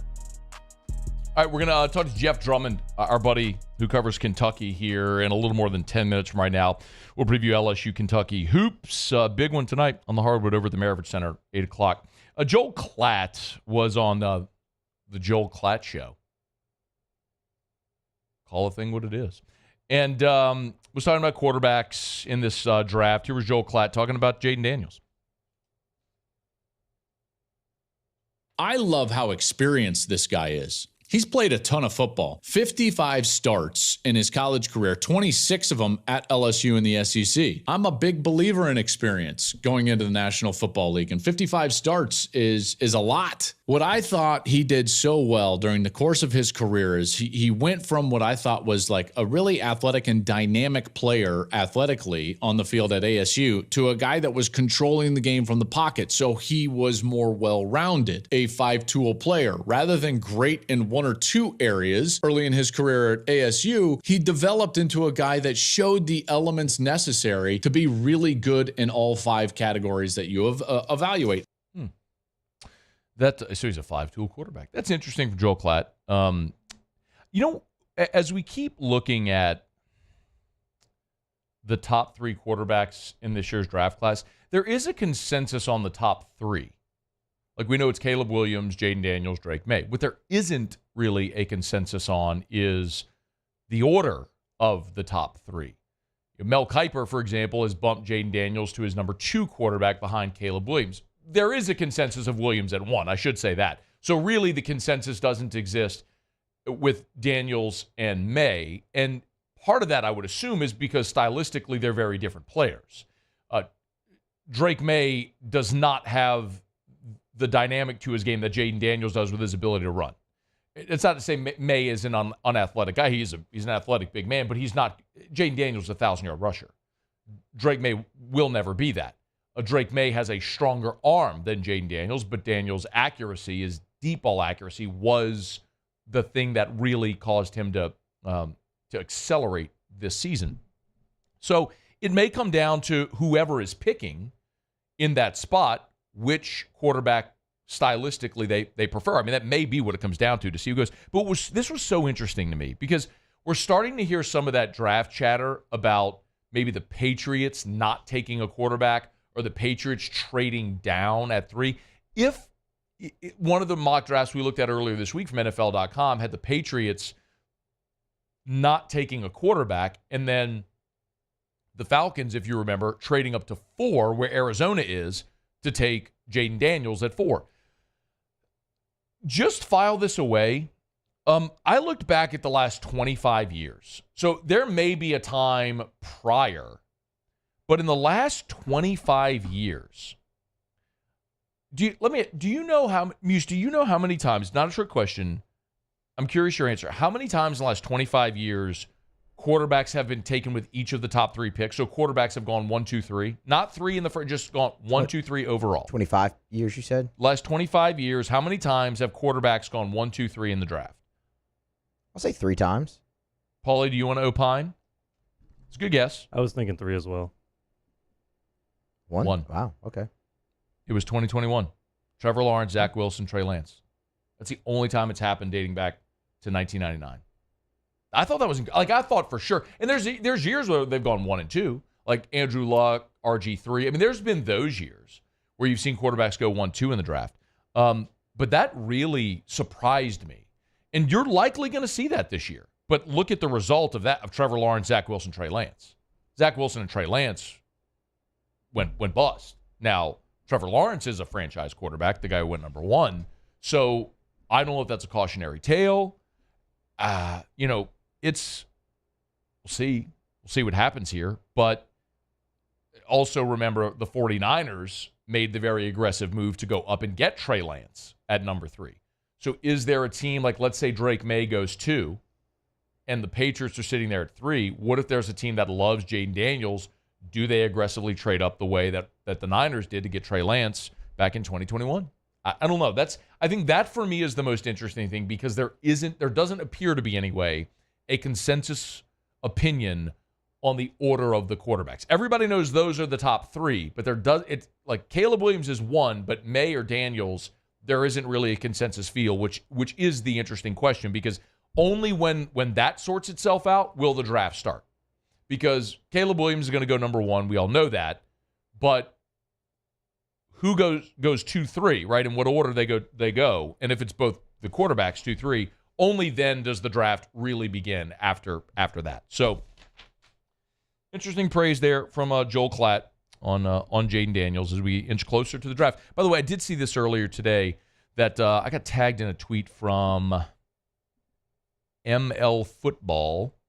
I don't know what ML Football is, but it says they're credentialed media and got like 150,000 followers, and they got a check, a gold check. LSU Heisman Trophy winner quarterback Jaden Daniels has signed for representation with agents Ira Turner, Ron Butler, Aston Wilson, and Stanley Bieniemy. So Jaden Daniels has signed with his agency's representatives as he heads toward the NFL draft. So good luck to Jaden, man, and of course all the LSU Tigers that are heading toward the draft. Okay, it's After Further Review, brought to you by Pure Restoration. Pure-restoration.com. Tell you about Pure Restoration every single day. Man, if you have mold, think you might have mold, look up near an air vent. You see all the little black specks? That's mold. If it's in your home or your commercial building, office building, restaurants, hospitals, if it's odor, sanitization, Pure Restoration, their patented non-toxic dry fog takes care of all that. And because it's a patented non-toxic dry fog, you don't have to worry about pulling up carpet or cutting sheetrock. It is a dry fog. You don't have to take anything out of your house. They come in, they spray. It's a fog, so it gets into every nook and cranny, and it kills mold and odor and other harmful pathogens. It's Pure Restoration. If you can't remember the website or the number, just email me, tweet me, text me, whatever. Scone, what's the mold thing you talk about? I'll send you the link, pure-restoration.com. If you want to learn the difference between the dry fog and the wet fog, they had a great illustration on the website, easy to understand, pure-restoration.com. It's pure-restoration.com. Okay, it's After Further Review. One other quick note here before we break, and we'll get to Jeff Drummond. I do have to talk about the guy that wants to sue me. I gotta come. I don't have time to do it right now. But there's a guy that's threatening to sue me, and I do want to talk about that. But real quick, Ross Dellinger tweeted just a bit ago, and there's some reports about the college football playoff, but Dellinger tweeted, nothing unexpected or decided at today's college football playoff commissioners meeting, per Bill Hancock. I said the discussion centered around a new expanded format of both 14 and 16 teams, as Yahoo reported was the expectation 3 weeks ago. The reason Ross is tweeting it as such is because Thamel tweeted today, or quote-unquote reported, that the playoff was considering expanding to 14 or 16, and so Ross has basically come back behind saying, we told you this 3 weeks ago. But it's a rat race for those guys to be first. But Ross also went on Bill Hancock believes the college football playoff needs to make a decision on a future format, revenue model, and voting structure within the month. That's noteworthy, within the month. These are unresolved issues that are delaying an agreement with ESPN for an extension of a new TV deal. If they did go, what ESPN reported earlier today was that if they did expand the playoff to 14 or 16, that wouldn't go into effect until 2026. So you have at least 2 years, the 24 and 25 seasons, as a 12-team format before a possible expansion of the format. Okay, it's After Further Review. Let me knock out a quick break. Come back. We'll preview LSU-Kentucky with our buddy Jeff Drummond next on AFR. AFR. And our Hump Day shows are brought to you by Pluckers, Nicholson, and Bluebonnet, dine-in, carry-out, or delivery. If you need a place to watch LSU and Kentucky tonight, get by Pluckers. It's always a great spot. Hey, remember, tip-off's at 8 o'clock tonight. So if you want a place to watch the game, remember, you got trivia tonight and every Wednesday at Pluckers. 7:30 Bluebonnet, 8 o'clock Nicholson. So watch the game, eat some wings, drink some beers, play trivia, win Pluckers gift cards or other gift cards from Amazon and other great retailers. Remember, every team even if you don't win a round, every team gets to spin the prize wheel, so you'll win food from Pluckers or gift cards or whatever the case may be. Remember, both locations, great opportunity tonight. If you're going to the LSU basketball game, maybe grab a bite at the Nicholson location before you go to the PMAC. Or, remember, Pluckers is open till midnight or later every night of the week. So after the game, if you want to eat late, great. You can do it after while the traffic clears out. Just head on to Pluckers just south of campus. Nicholson, just south of campus, or Bluebonnet right in front of the Mall of Louisiana. Dine-in, carry-out, or delivery, Uber Eats, DoorDash. It's Pluckers if you don't like our wings. We'll give you the bird. Bayou Ford has new 23 Ford F-150 STX trucks for only $39,995. $39,995 plus 1.9% financing for 72 months. And all new Bayou Ford vehicles come with a 1 million mile warranty. The crew at Bayou Ford is going to do right by you. There's never been a better time to catch a John Deere deal from the crew of Sunshine. Ask us about our low monthly payment options on our tractor packages and let the good times roll. With equipment strong enough to power one of the world's largest celebrations, we've got your needs covered too. Learn more about what it means to be powered by Sunshine at sunequip.com. Some restrictions apply. See dealer for details. Offer ends April 30th, 2024. The Windsor Senior Living Community in Mandeville, Louisiana is a beautiful, vibrant apartment community geared toward seniors. They are nestled right in the heart of Mandeville, where seniors live a more carefree lifestyle in spacious apartments with the peace of mind that comes from having a little extra help. Call the Windsor at 985-624-8040 to schedule a lunch and tour. Come see how the Windsor can be your passport to peace of mind. Jerry and Benny Payne began Central Plumbing Company out of their driveway in Tanglewood Subdivision. 50 years later and 4 generations down the road, we continue to serve Baton Rouge and the surrounding areas for all of their plumbing needs. Residential, commercial, industrial, or hospitality, Central Plumbing is here 24/7, 365. We want to thank our customers, family, and friends for 50 years of success. And looking forward to 50 more. Hey, it's Matt Moscona. For years, you've heard me tell you about Insurance Network of Louisiana, helping you find better coverage for less money. But it's not just for your home and auto. They also offer commercial property. So, retail stores, professional offices like doctors, dentists, attorneys, clothing boutiques. Insurance Network of Louisiana can find you better coverage for less money. They service the entire state of Louisiana, and they're local. So call today at 293-0450 or lainsurance.net. Join MMR and ignite your career today. MMR is the largest electrical and instrumentation contractor in the nation, and they're seeking talented individuals to join their team. For over 3 decades, they've been headquartered right here in Baton Rouge, and they have offices all around the globe. And MMR offers a tailored path for both professional and personal development, outstanding benefits, and a dynamic culture. So whether you're an intern, a seasoned pro, or you're just starting out, see what MMR can offer you. Apply at mmrgrp.com.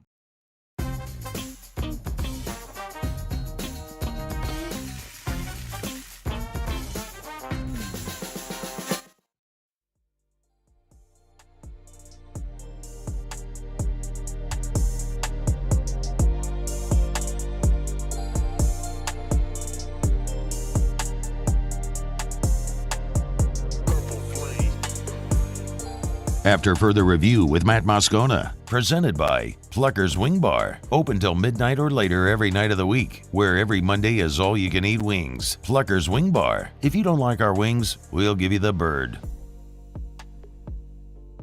All right, rolling along, LSU and Kentucky, 8 o'clock tip tonight on ESPN. You can hear it on our sister station, Eagle 98.1. Let's get the Kentucky perspective on tonight's ball game. Jeff Drummond is with us from Cats Illustrated. He's on Twitter at JDrumUK. Hey, thanks as always, man. How are you? Hey, doing pretty good. How about you guys? Doing really well. I think the most obvious question for Kentucky is, okay, so they were really struggling defensively for much of the season. In the last 2 games, they seem to have figured it out. How? That's a great question. I personally feel like it's just been a matter of focus and discipline and want to. Because we had people telling us earlier in the season, they just are what they are. They're never going to be any good defensively. They just have to score 90-plus points. and outscore everybody they play. And people that have been around the game for a while know that's a pretty hard pace to keep up over the course of a whole season, and not to have some slip-ups and lose games. And they have. We've seen them lose 3 or 4 games, I think, scoring close to 90 or more points. But you've got a lot of young guys who have come up as kind of AAU stars or high school stars who have never been asked to play a whole lot of defense. They were too valuable to their teams. So a lot of their coaches said, hey, just you go out and get us 35, 40 points. Don't get in foul trouble. And it sounds like, most of those bad habits probably carried over to the college level, and it's taken them just about until the last couple of weeks to figure out that, to win at this level consistently, you better be able to dig in and get some stops. What's interesting, though, Jeff, is it's Kentucky. They always have guys that are AAU stars and the best player ever. But this feels like sort of I can't remember a Kentucky team that struggled this much defensively. Is there something different about this team than other past, really talented Kentucky teams? No, we've not really seen one that's been this far behind. The only thing I could offer you that the difference is that they played about 7 or 8 games without any of their 7-footers. So those guys were behind from the get-go. Ugonna Onyenso has emerged as one of the league's best shot blockers, and with the more playing time he gets more and more confident. He gives them a guy to protect the rim in the back, and the guys out front feel like, it's not the end of the world if their guy gets a step on them. There's a guy back there that can erase the shot. And you've also had DJ Wagner miss several games. Injuries have been a big story for this Kentucky team. They've played 1 game the entire season with the full roster. And all of the other ones, they've been missing a key part. And they'll be probably missing one tonight with Trey Mitchell and his shoulder ailing when they go into LSU. And correct me if I'm wrong, Jeff, but I think they just gotten Mitchell back and then was injured in his first game back, correct? Yeah, I believe so. His back had been bothering him. He was dealing with some fatigue and soreness in his back, where he logged all the big man minutes for about the first half of the season, maybe slightly more, before they got all those bigs. And so he took a few games off to try to recover from that. And the first one back, he runs into a screen and jams his shoulder really bad. Yeah. So they were a little bit worried for a while that it might be like a torn rotator cuff or something like that. I don't think it's that serious, but he's not quite ready to get back on the floor. Jeff Drummond is our guest. He's on Twitter at JDrumUK, Cats Illustrated.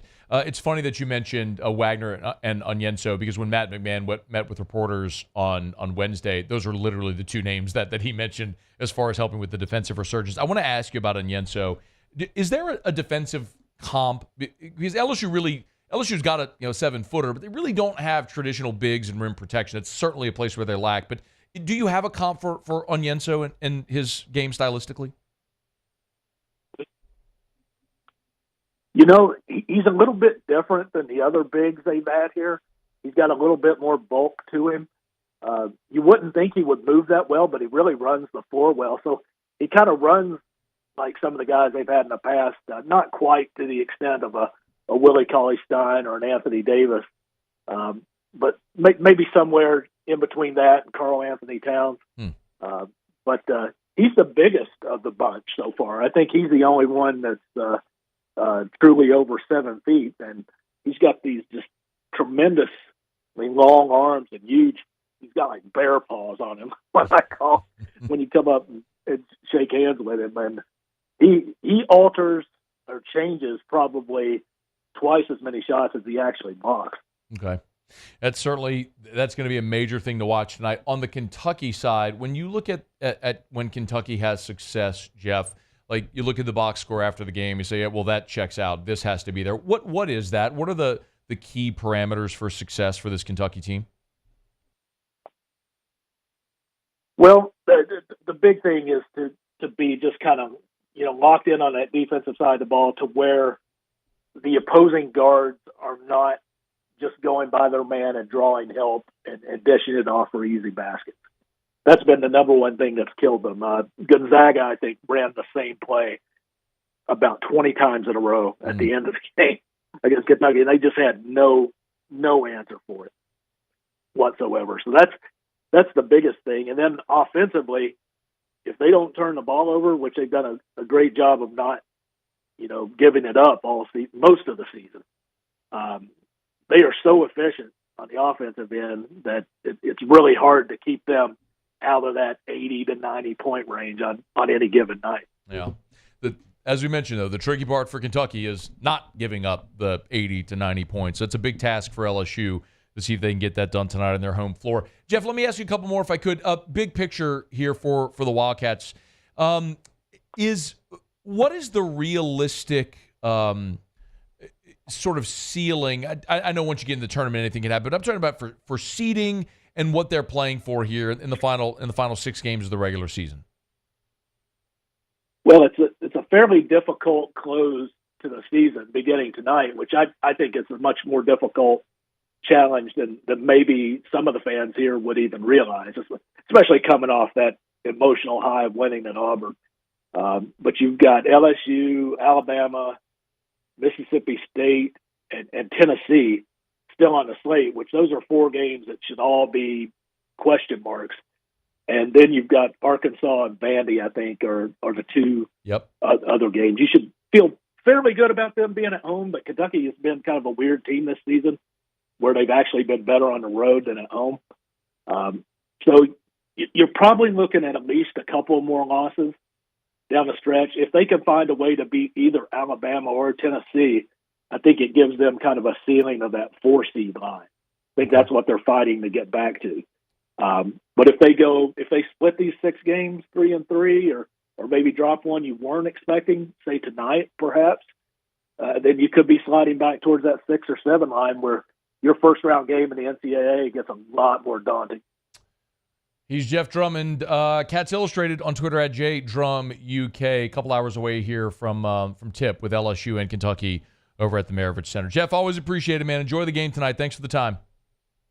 All right, anytime, man. Thanks. All right, man. Be well. We appreciate you. It is after further review. We'll have Otter Locks coming up. If you're wondering, by the way, the point spread in this game has dropped. It opened at Kentucky 6.5, and I just checked it. Actually, well, I was looking at ESPN's website. Let me check DraftKings real quick, but ESPN has it down at 5.5 now. So we've seen some movement here on this line with LSU and Kentucky, with money coming in on LSU.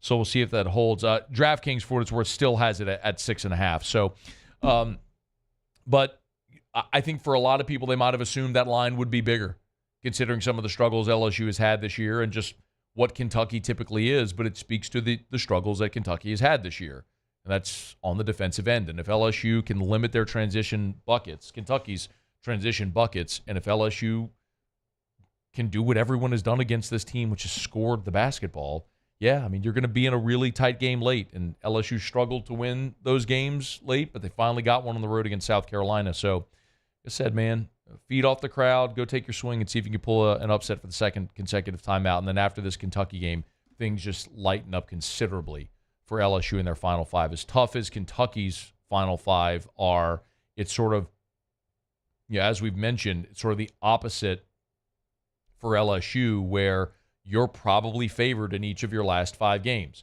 You're home against Mississippi State, you're home against Georgia, you're at Vanderbilt, at Arkansas, and then home against Missouri, which is winless in the league. So, like Kentucky, Mississippi State and Georgia are tough games. I'm not saying you're definitively winning all of these games. I'm just saying you're going to be favored, likely on your home floor against State, Georgia, and then favored at Vandy, probably at Arkansas, but we'll see. And then you're certainly favored at home against Missouri, which is winless in the conference. So a very manageable stretch for LSU down the stretch. See if they can go steal another one tonight at home against Kentucky. 8 o'clock tip, and it'll be on ESPN television, and you can listen on the LSU Sports Radio Network in Baton Rouge. It's our sister station, Eagle 98.1. Okay, final break of the show. We'll come back, do some Otter Locks, see what the Otters got us betting on tonight. It's AFR. AFR. Brought to you by Action Industries since 1982, servicing the petrochemical and refinery markets across Louisiana. You go up and down the river, those dozens of plants, what they mean to our state. Action Industries has done amazing work. They're a great contractor that's worked in those plants for 40 years now. And one thing that I know definitively in talking to Chuck and all my friends over at Action is, look, you don't even get hired to do work in these plants without an exceptional safety record. And at Action Industries, they beat the industry standard when it comes to safety scores and measures. And then once you're in, can you do quality work? Well, they rely on repeat business, and so they've got to perform for their clients at Action Industries, and that's something they've done now for 4 decades. It's Action Industries. Check them out on Instagram or on LinkedIn. Check them out on Facebook or online. It's Action Industries. There it is, the extra mile, on the border of expected and extraordinary for those willing to go further, like vans customized for work or play, with safety and tech to keep you connected, supported by a 5-star sales, service, and finance team, and backed by the 1-star you know. So go the extra mile. It's never crowded, because so few have what it takes to go there. Mercedes-Benz Vans. Elevate brand visibility, ignite customer engagement with the power of radio and digital advertising combined. Guarantee Digital Media brings the two together as a trusted media partner in Louisiana for nearly a century. Claim your free digital audit at guaranteemedia.com. BRAC teamed up to reimagine your parks, and you imagined big.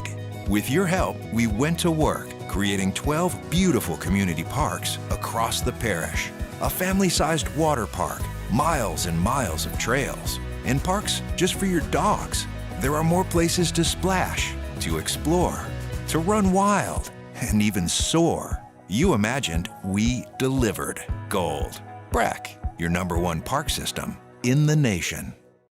Yo, Jake here from my friends over at Community Steel Company located in Gonzales, Louisiana. The local place you can turn to for all of your metal building needs. Notice I said local, not Houston, not Dallas, not Atlanta, but right here in Gonzales. Visit them at their brand new state-of-the-art website at communitysteelco.com or pick up the phone and give them a call today to answer all of your questions on your metal buildings, roofing and sheet metal, and any other steel needs you or your business need at 225-647-2020. Dylan Cruz here to tell you about Six Rings Baseball and Softball Camp. If you live on the North Shore and play ball, go to Six Rings Camps with former LSU assistant coach Dan Canaveri. His knowledge is second to none, and your child will improve and have fun doing it. Camps were held at Coquille Park and Six Rings Academy in Covington with 4 sessions over the summer. Full day and morning only sessions are available from ages 7 to 13. Go to sixringsbaseball.com or call 985-206-9096. Learn the game to love the game. Electricity is all around us, and our families depend on it. Every day is sparked by the power of a cold drink or a warm meal, a movie night, and a comforting light at the end of a dark hallway. From sunrise to sunset, playtime to bedtime, our team is ready to take care of your electrical needs.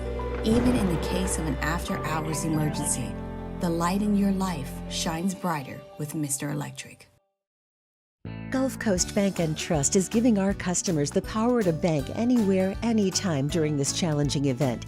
And we're right there with you.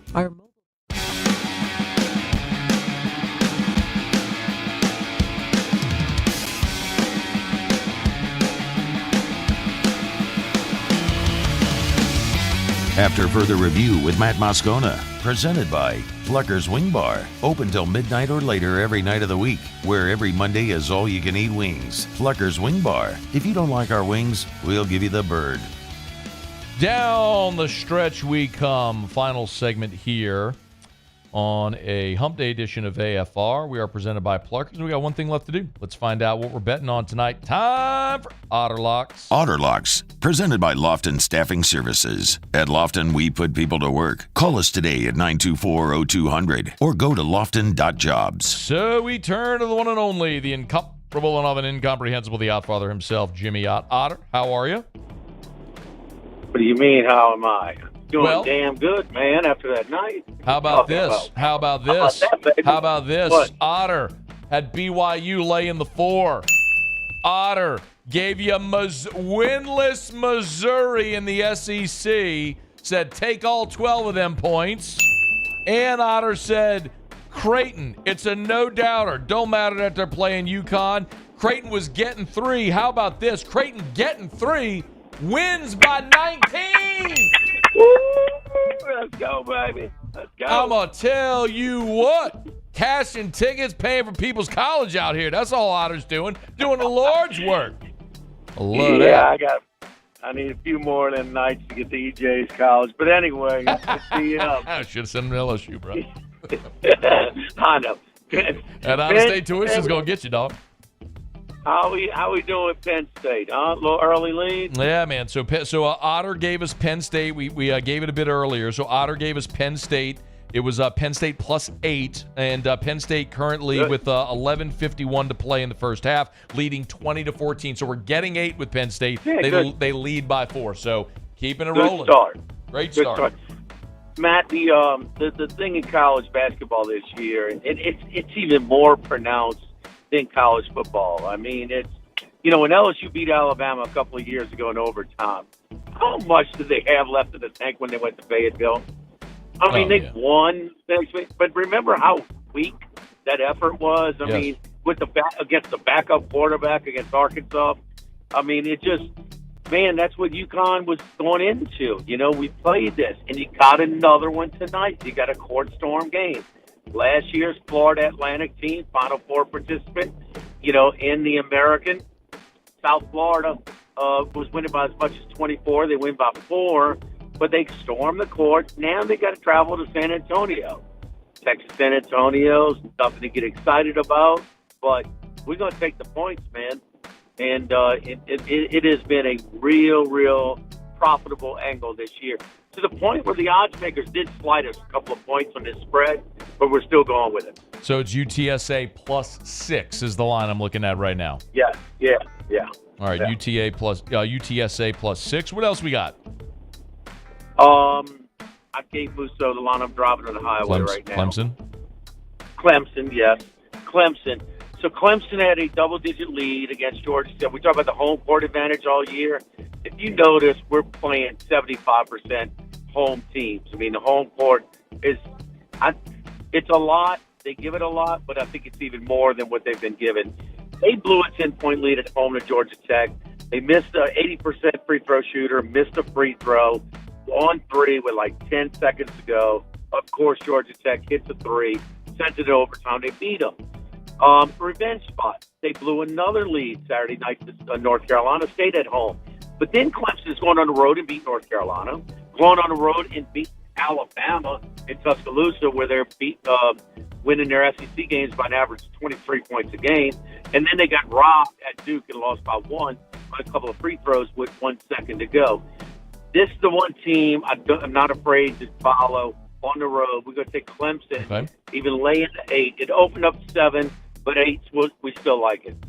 All right, so Clemson laying the 8, and then the Egg Bowl on the hardwood.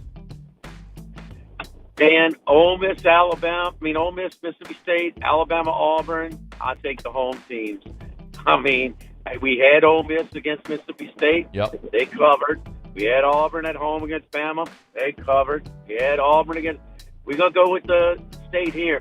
State, I think it's 6.5. If it isn't a half, 5 to the whole point. But we're just gonna stay with our system in these rivalries. That home court has a little extra juice.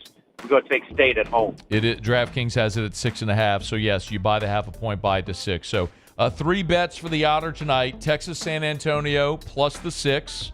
Clemson laying 8, and Mississippi State by the half a point, so buy it to 6 tonight against Ole Miss. You got a thought on LSU and Kentucky as they tip off about 2 hours and 8 minutes from right now?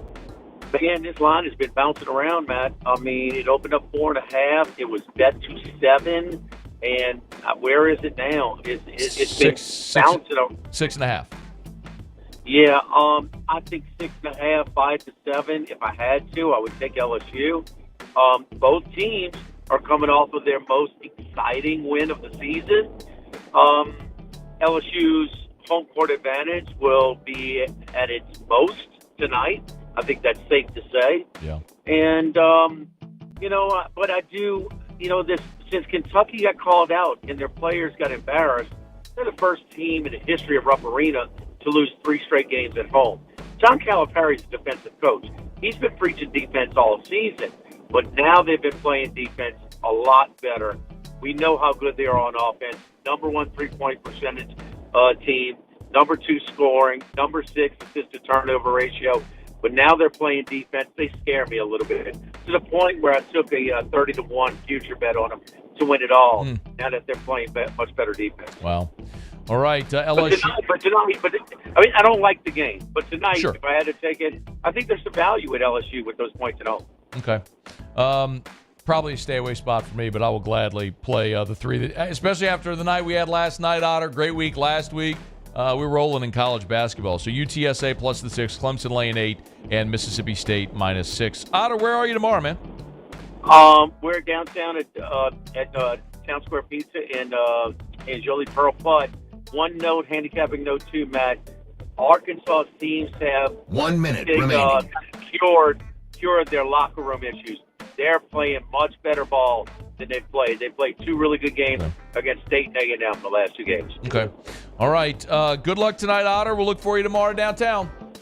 Good luck. All right, man. We appreciate you as always. That is the one and only Jimmy Ott. 3 plays for the well, actually 4 if you were with us earlier. We gave you that. He had gave us Penn State earlier. That was a 5:30 tip. That game, by the way, I know Muse was looking at a live line because he didn't bet it. Where is it right now, Muse? Do you have it open? I don't have it open. It was at 3.5 during the segment. I got it. Let's see. It's at the game's getting a little tighter. It's Penn State leading by 3 now. The line's 4.5 right now. So Penn State catching 4.5. We took it at 8. So, anyway, if you want to get in on that, maybe find a middle. You could live bet it if you want. So, we appreciate it.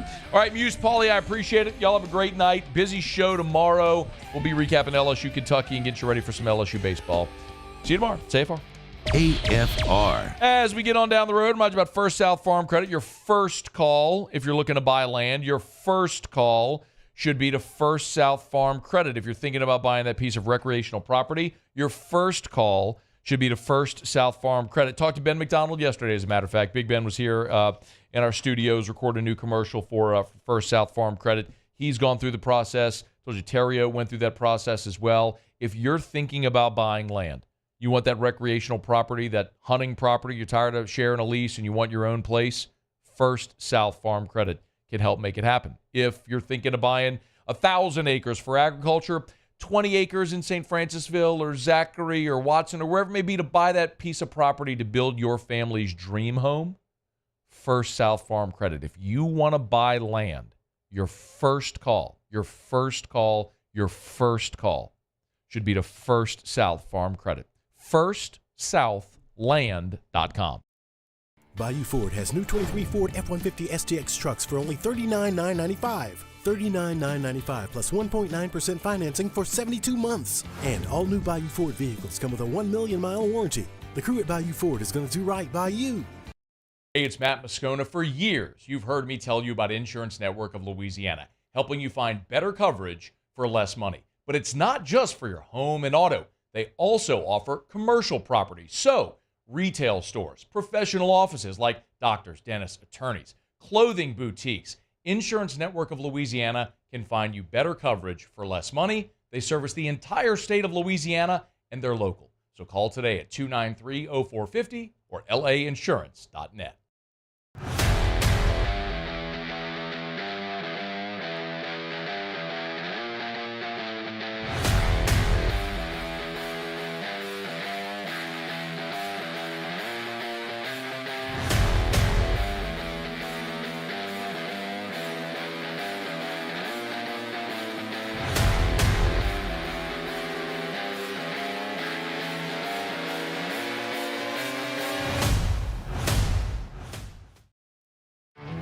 There it is,